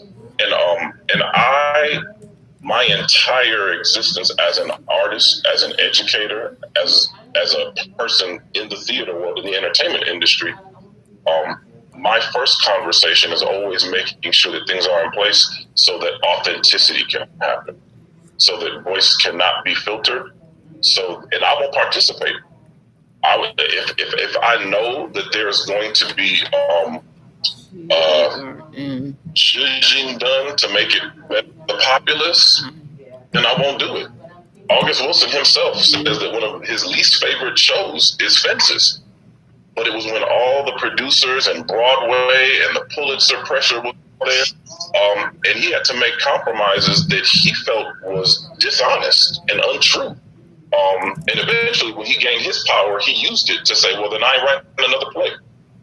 You know, I'm gonna speak from the truth. Now that I have the position, you're either gonna take this and you ain't gonna touch it, you ain't gonna mess with it, or we not doing this.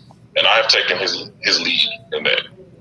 But one of the things that has worked most for me in my career in terms of doing so much is that when people told me no, when they told me that I couldn't do something, and I ran into a lot of that here in Moffat, and that is I think an essential component of our survival in this business. Is not to accept the no, but to accept that you can't do something. One of the ways that we'll talk about this casting a little later, but Michael, what about yourself as an African American? How was that informed in your work and your approach to the theater? And it can be in your approach to acting, your approach to however you want to respond. Freeze. Can't hear you, Michael. You Sorry about that. There you go. You got me now. Yeah, I think Dr. Stocker articulated it very well. And for me, like I was stating earlier, I'm always curious how we're programmed for to being subject to certain things, and then accepting that. As he stated, he refuses in his life to do this and to make sacrifices that are less than for him or what his standard is and what he's willing to do and what he's not willing to do. For me, I know that part of my purpose is a bridge builder, a gap filler for different cultural things. I grow very weary of being the only other, as Dr. Stocker said, in the room, which is frequent. I grow weary of, as Sharon said in the comments about during Black History Month, it's the only time now that people are hungry or seem to be for my piece about Nat Turner.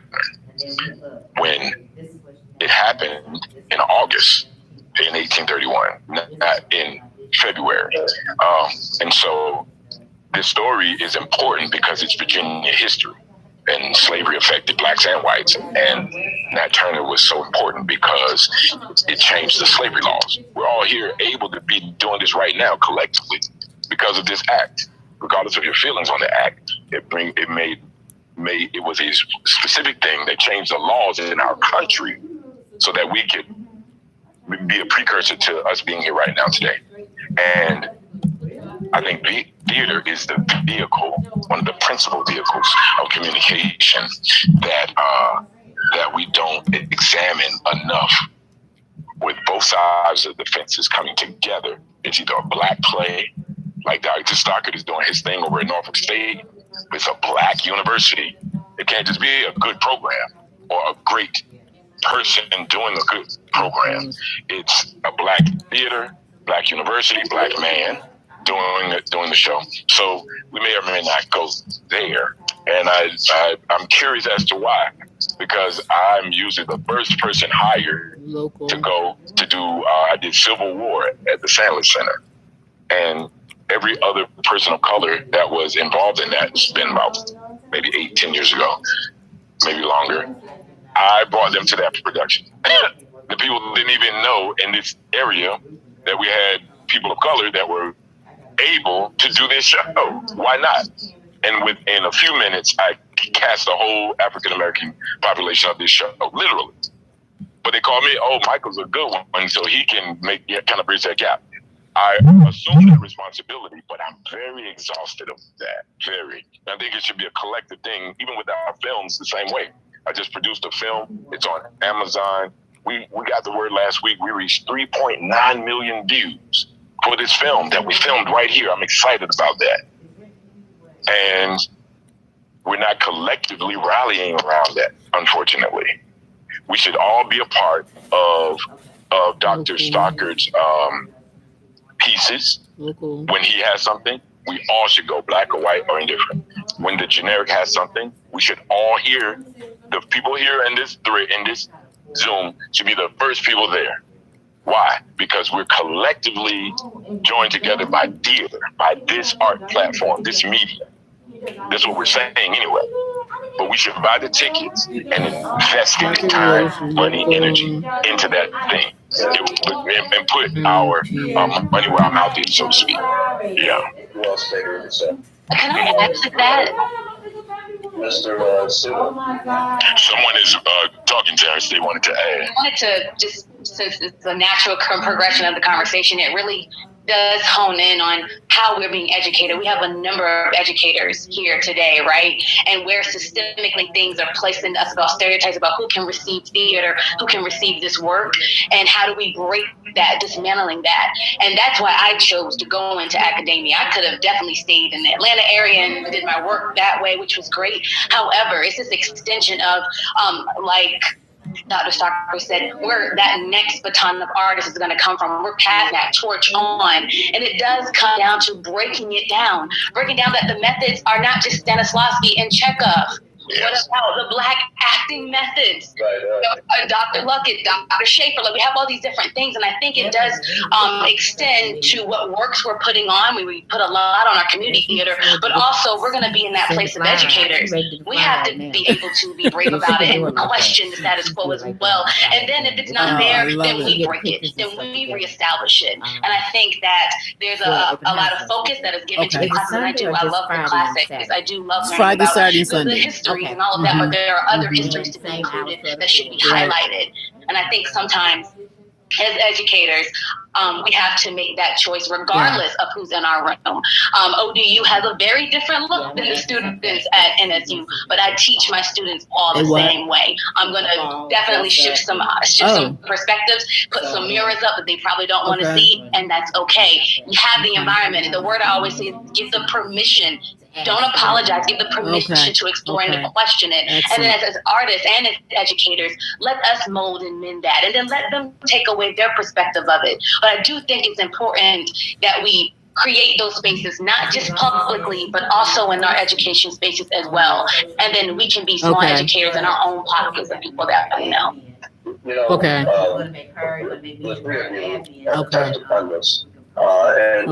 I think Barbara has the passwords and everything. Yeah. Some of your thoughts on non-traditional casteism. Have you been involved in or you have been cast in a non-traditional role, a role that has not been necessarily format African American? And your thoughts in general on no, mostly Thursday through Sunday. As an African American in a role that is traditionally cast by European, but can you imagine a European in a role that is traditionally that of an African American? And let's begin with Rod. And guys, I'm enjoying this tremendously. I really truly am. And I wish we could talk for hours and hours. But I need to ask you to be a little bit more brief in your responses. And Rod, have you been casting competition? I know you have, but talk a little bit more. Well, quite a bit actually, and a lot of times I was stunned because I always felt like, you know, I'm just as good as anybody else. These auditions are open; they're open auditions. I'm gonna go and I'm gonna try. You know, and then of course when you get the role, you know, there's a whole nother thing that happens because you have to decide in yourself what part of yourself you're going to give to that. You know, when I did the Fantastics, I played El Gallo in the Fantastics. At that time, everybody was like, "That's impossible. How is he playing El Gallo? One of the most beloved musical characters of all time." So when I was doing Snoopy and the Good Man Charlie Brown, now Snoopy, of course, is a beagle. He's you know, he's a canine. Hey, white and black. What do you do? How do you address that? But I added, you know, my flair, the energy that I could bring to the role, but also a lot of times, like when we opened CWG Repertory Theater Company, we got permission to do Sammy Yam and another of Edward Albee's shows. And people were like, well, how do they open an African-American show doing Edward Albee? It's incredible that they have the audacity to do that. And of course, we got rave reviews for it. You know, and it helped us to open our doors to you know, the white audience actually would come in and come to see the next production, which we had, which, you know, was Sisters of the Mark, something like that.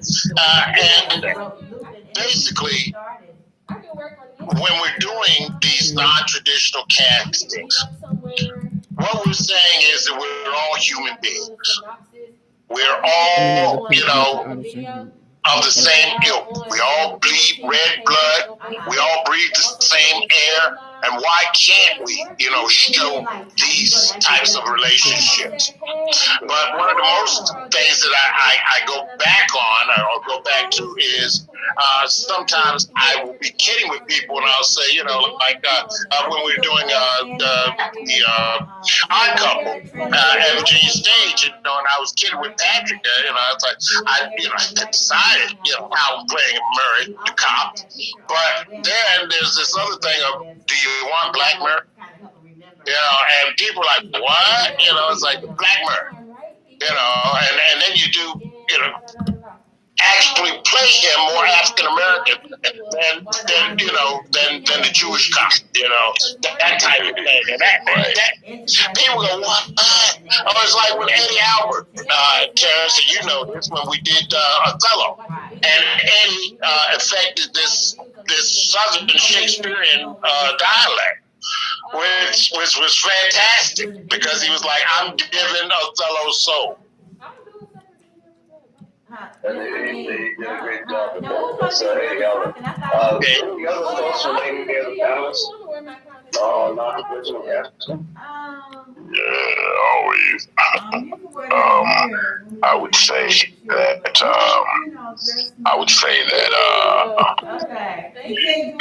man, that's so much to say. We need another forum like this, number one. She's adamant on that one.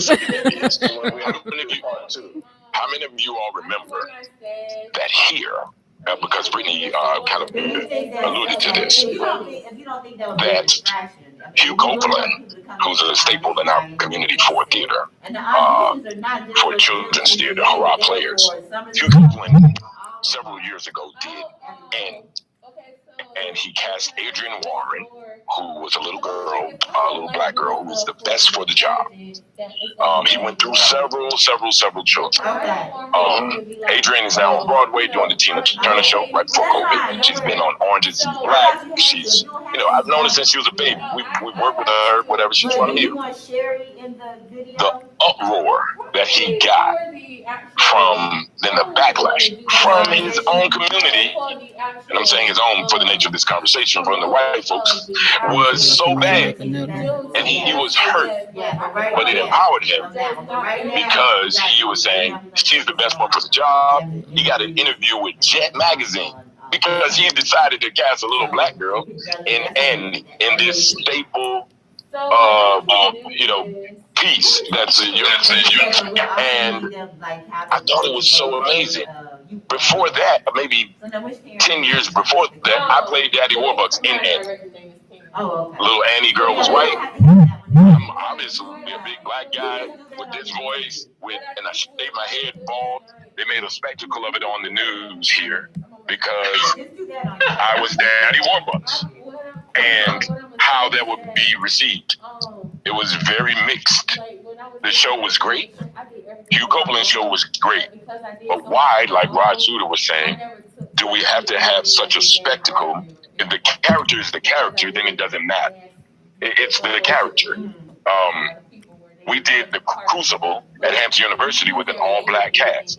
Why do I have to say it's an all-black cast? You don't have to. It was just the Crucible. And the piece is great, so we should all support the piece.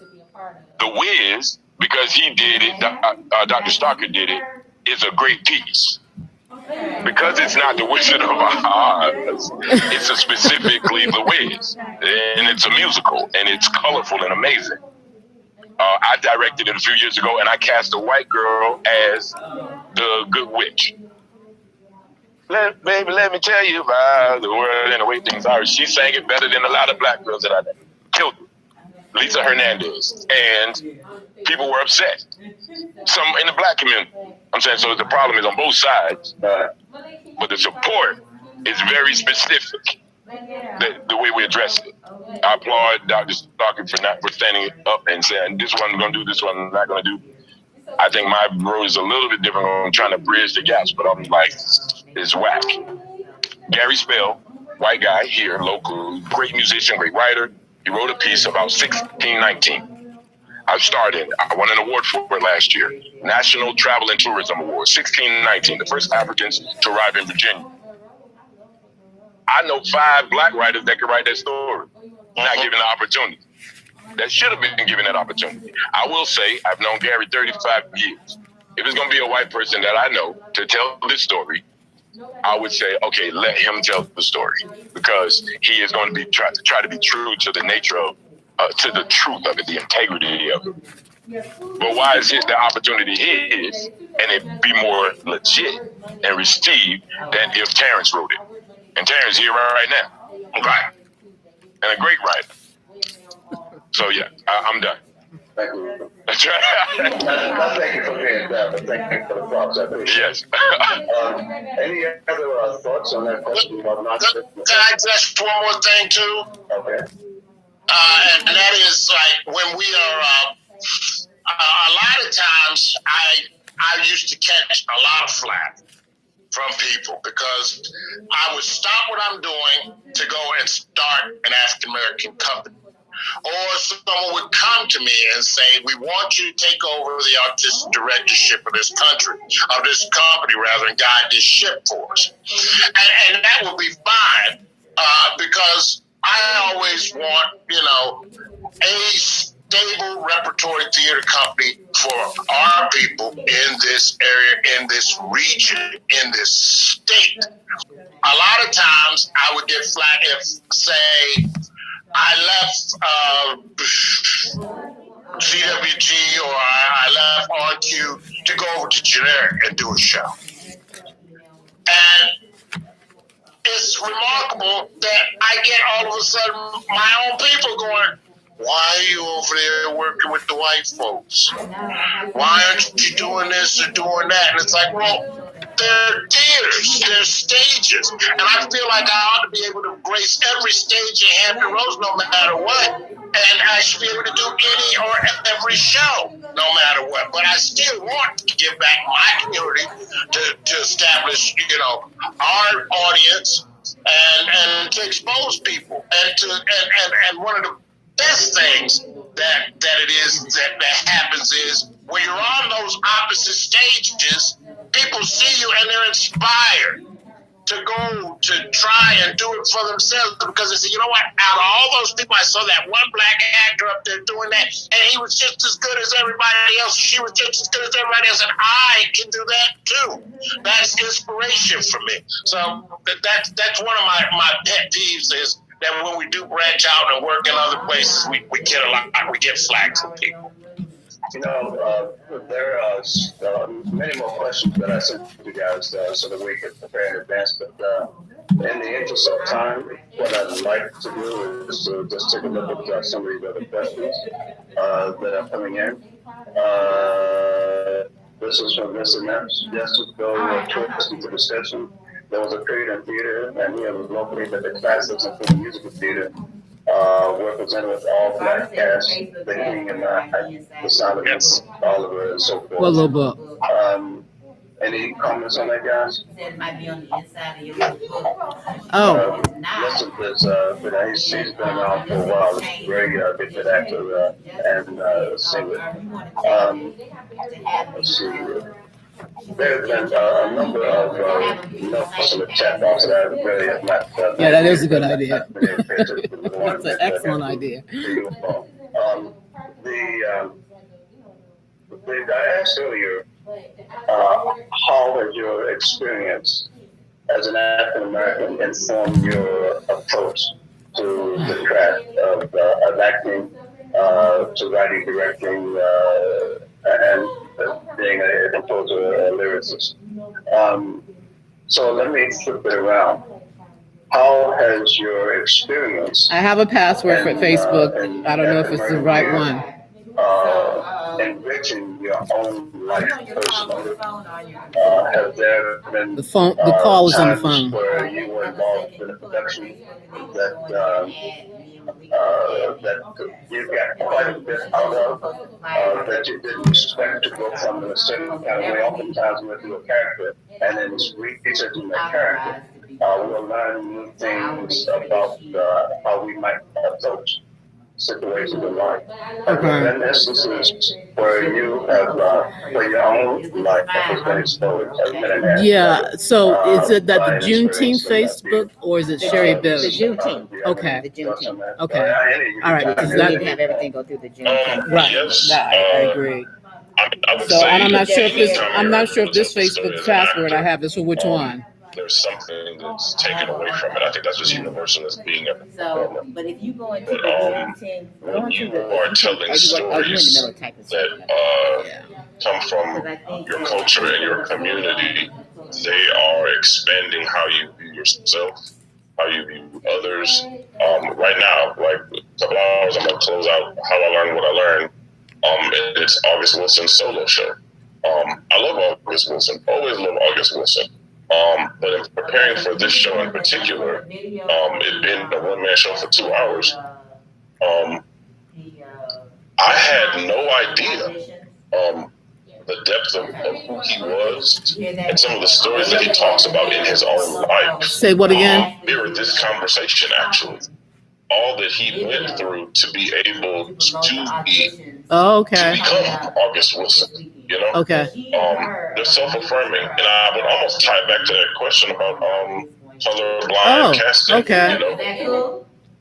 Yeah. That sounds There's wonderful. something self-affirming when you do work that deepens your understanding of self. Oh. And when you're doing work that comes from other experiences, it does deepen your ability to connect to other people. But it's just you do your first, you do a draft of it, and then I will go with that and kind of polish what we need to fill in. The people you know. When you read the play, it's like, oh, that's my auntie. Oh, that's my cousin. Oh, my grandma. Oh my God, I said that. They stole that from me. I said that person.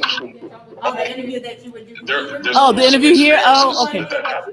I do, I will do that. The playwrights and the people who are telling stories and how many people Am I tell what? stories. It turns into. When are you going? It turns into just as broad and vivid a depiction of the African American experience instead of the 5 or 6 that were given a platform to be the voice for everybody. Right. Complex of people to be spoken for by 5 people. Although we appreciate that place. So, yeah, the experience of performing and doing work. That's Tuesday at noon.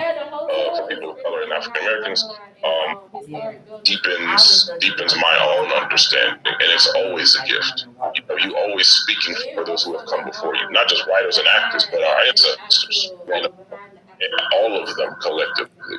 I'm to stand on stage. A student, he passed away. God bless his soul, to Don Jenkins.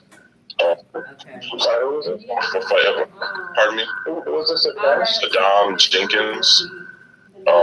He was a student here. He's from he's done theater all around everywhere. He was mime. I mean, he was an artist.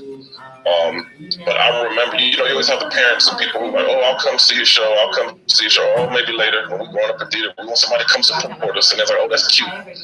But when he performed in Christmas Carol, there were people who had never seen him in a show ever. Never, ever. And Christmas Carol was directed by Patrick Mullins. And it is much like Shakespeare, where it is widely accepted to be, these are just stories. And I remember somebody showed up to the show, but it was really because of the history of the Wells, the building. He said, when I was growing up, we had to go 5 million steps up the back of the building to sit in the 5th balcony. And my son is on that stage. And I have something else for you. This is just kind of like, you can have that, and it just talks about programming and the other side, that's kind of a sponsorship letter, kind of thing like that.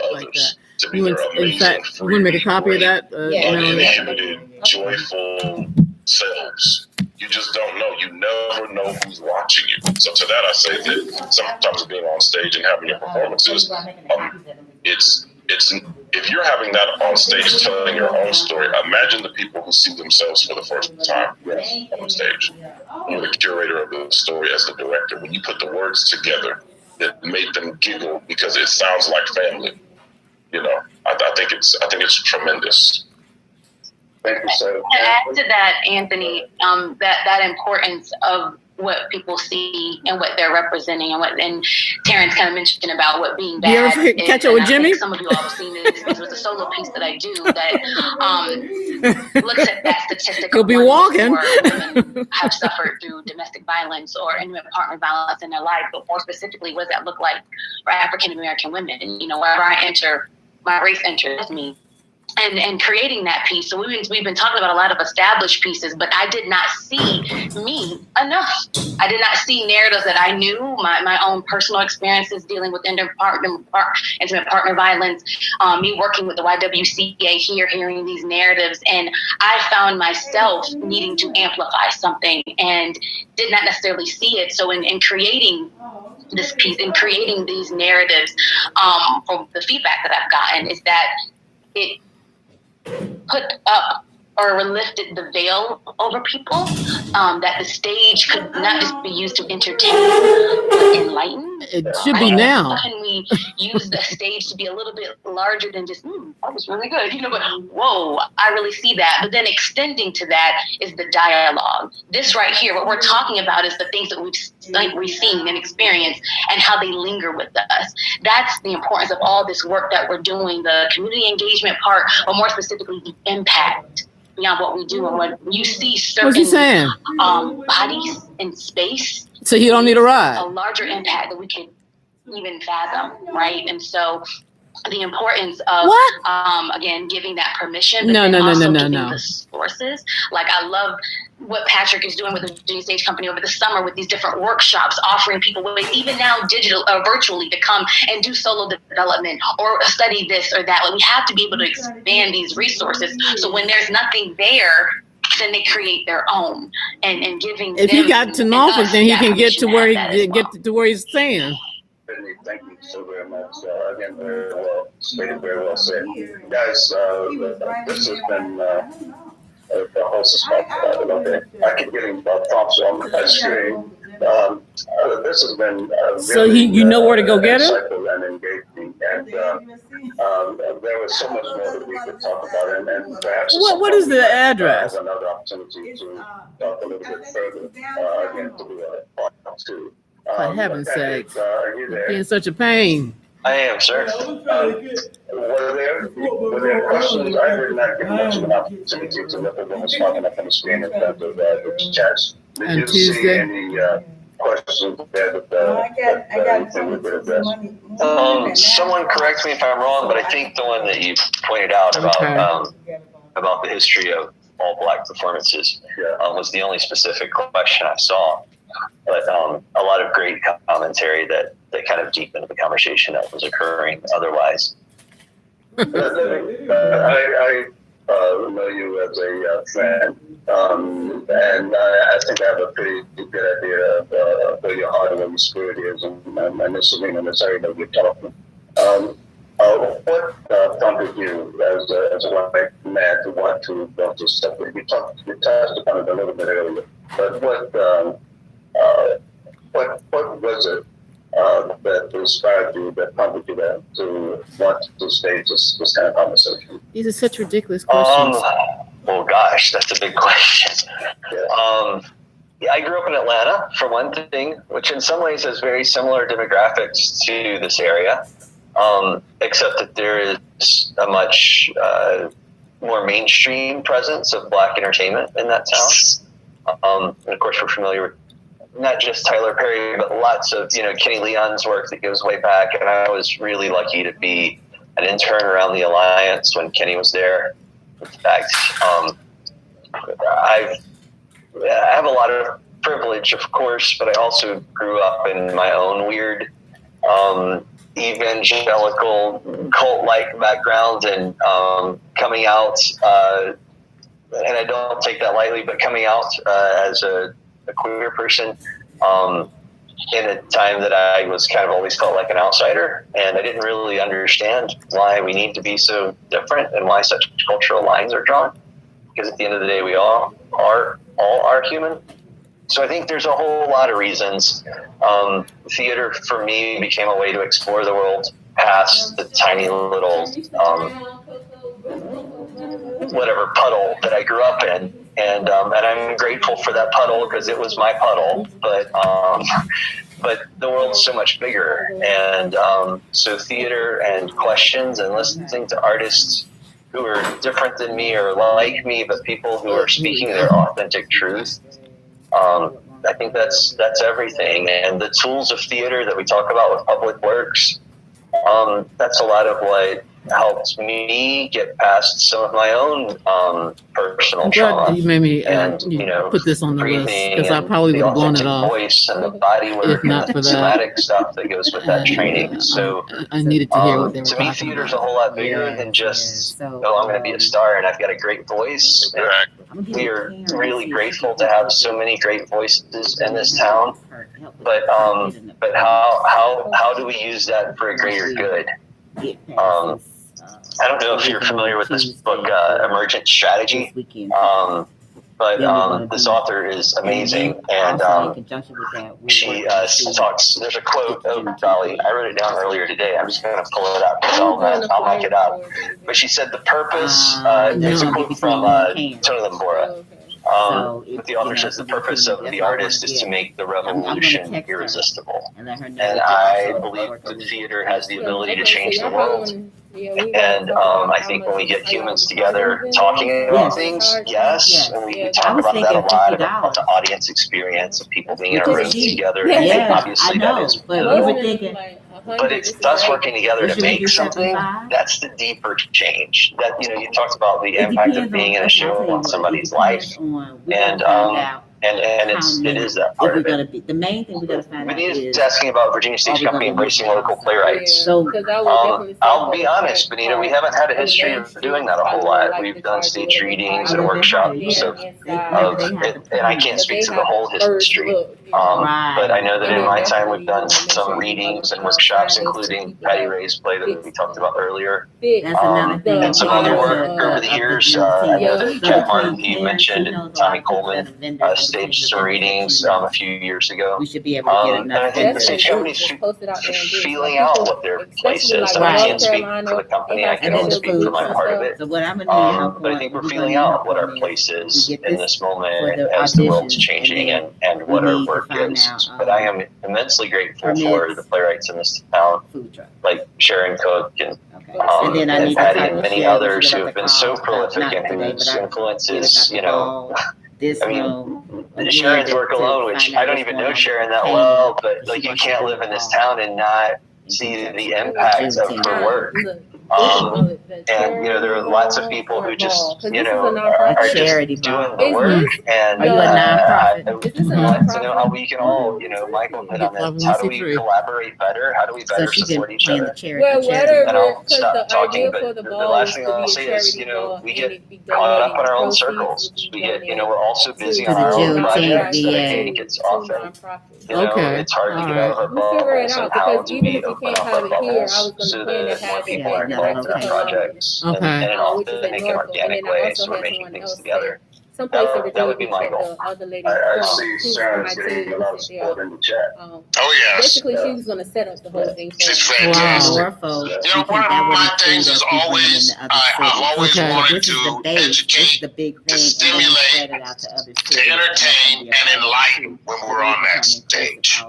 I mean, when you're doing these shows, especially historical shows, I was able to be in the world premiere of ultimately I'll bring everything back to her, but I'm just so many people at the Wells at the end of the show were going, I never knew this. I'm working on that though. I'm trying to do better. Tore down a whole integrated neighborhood and tore down schools to keep us segregated. You know, these are things that you want to give to people, and then also to inspire. You know, not only if someone wants to just get out there on the stage and act, but if you're into lighting design or sound or set design, any of that, because I do all of that as a direct producer. I usually do the sound design, I'll do the lighting, and I'm trying to do the same as well as direct shows. I'm looking forward to all that we can get done. Those are the things that I like to try and do, to at least educate. And one of the best things is the camaraderie within a cast. As you get to know each other, when you're building that show, when that show is up and running, and you're climbing up to the top of that mountain, and you get to the other side, and you get over to that summit, and everything just starts to get better and better and better. And by the time, a lot of times I tell people, don't come to opening night, come to final night.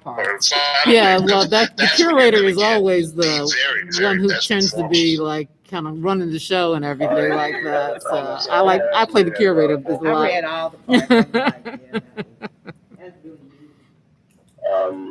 Well, I want to thank everyone for joining us today. Jerry.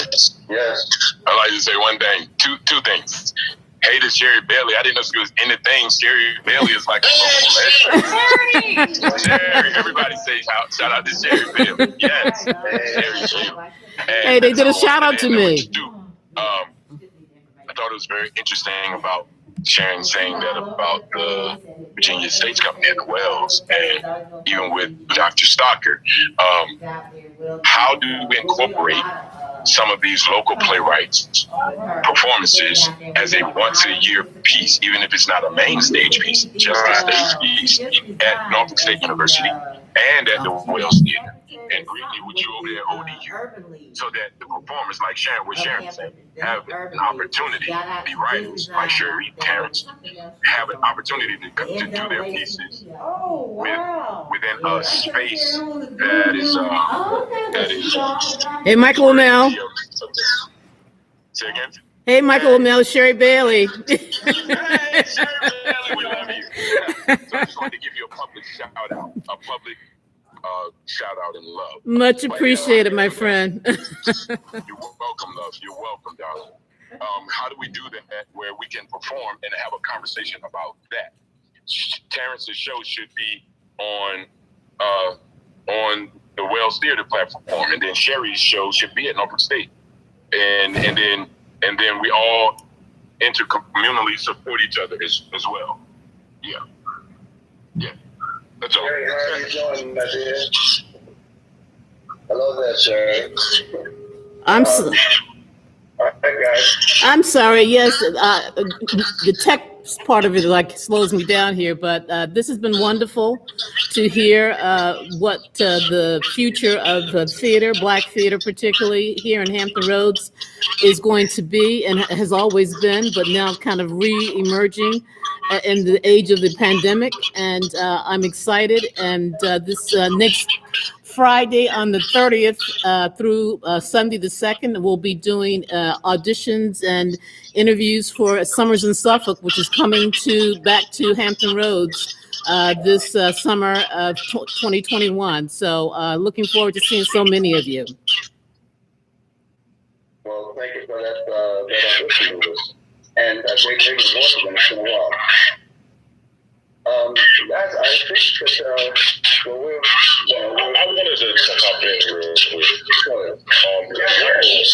Michael brought up something that is important. I would say in the educational realm, future actors of color, I do think that Norfolk State is the, I don't know what you want to call it. It's a solid establishment in Hampton Roads. I'll say that. And I do think that it is important. I've had a lot of opportunities from the community consistently. But as an educational institution, I will say that if it's during the regular school year, my priority is how does this benefit our students? Can they be included? Can they be involved in it? Is it something that helps them? But there have been people in the summertime where we're kind of off season, and we have the theater company where we have brought in people and shows and productions. So I do want it to be known that the door is always open, and I just need everybody to know that it's important what Michael is talking about. If we don't intersect with everybody else, but we all have our lanes of where we exist in professional theater, community theater, educational theater, we're still all one community. And we just need to find more ways to play with each other, play with our neighbors. I do think that's important. Yeah, that's my point. Exactly right, sir. I think it helps your children, to your point. It helps your students. If you have a professional person like Cook, who's wrote a play, and then you're doing it as a part of your educational things, those people who are students get to segue into professionalism, and they don't become the starving artists all the time. So this has been, you know what I mean? So we try to train well-rounded students, and we have community artists. Some of them are again, we were recording a Zoom conversation for the Without Shame or Blame Juneteenth podcast on YouTube. How does this benefit our Sunday, April 25th, 2021.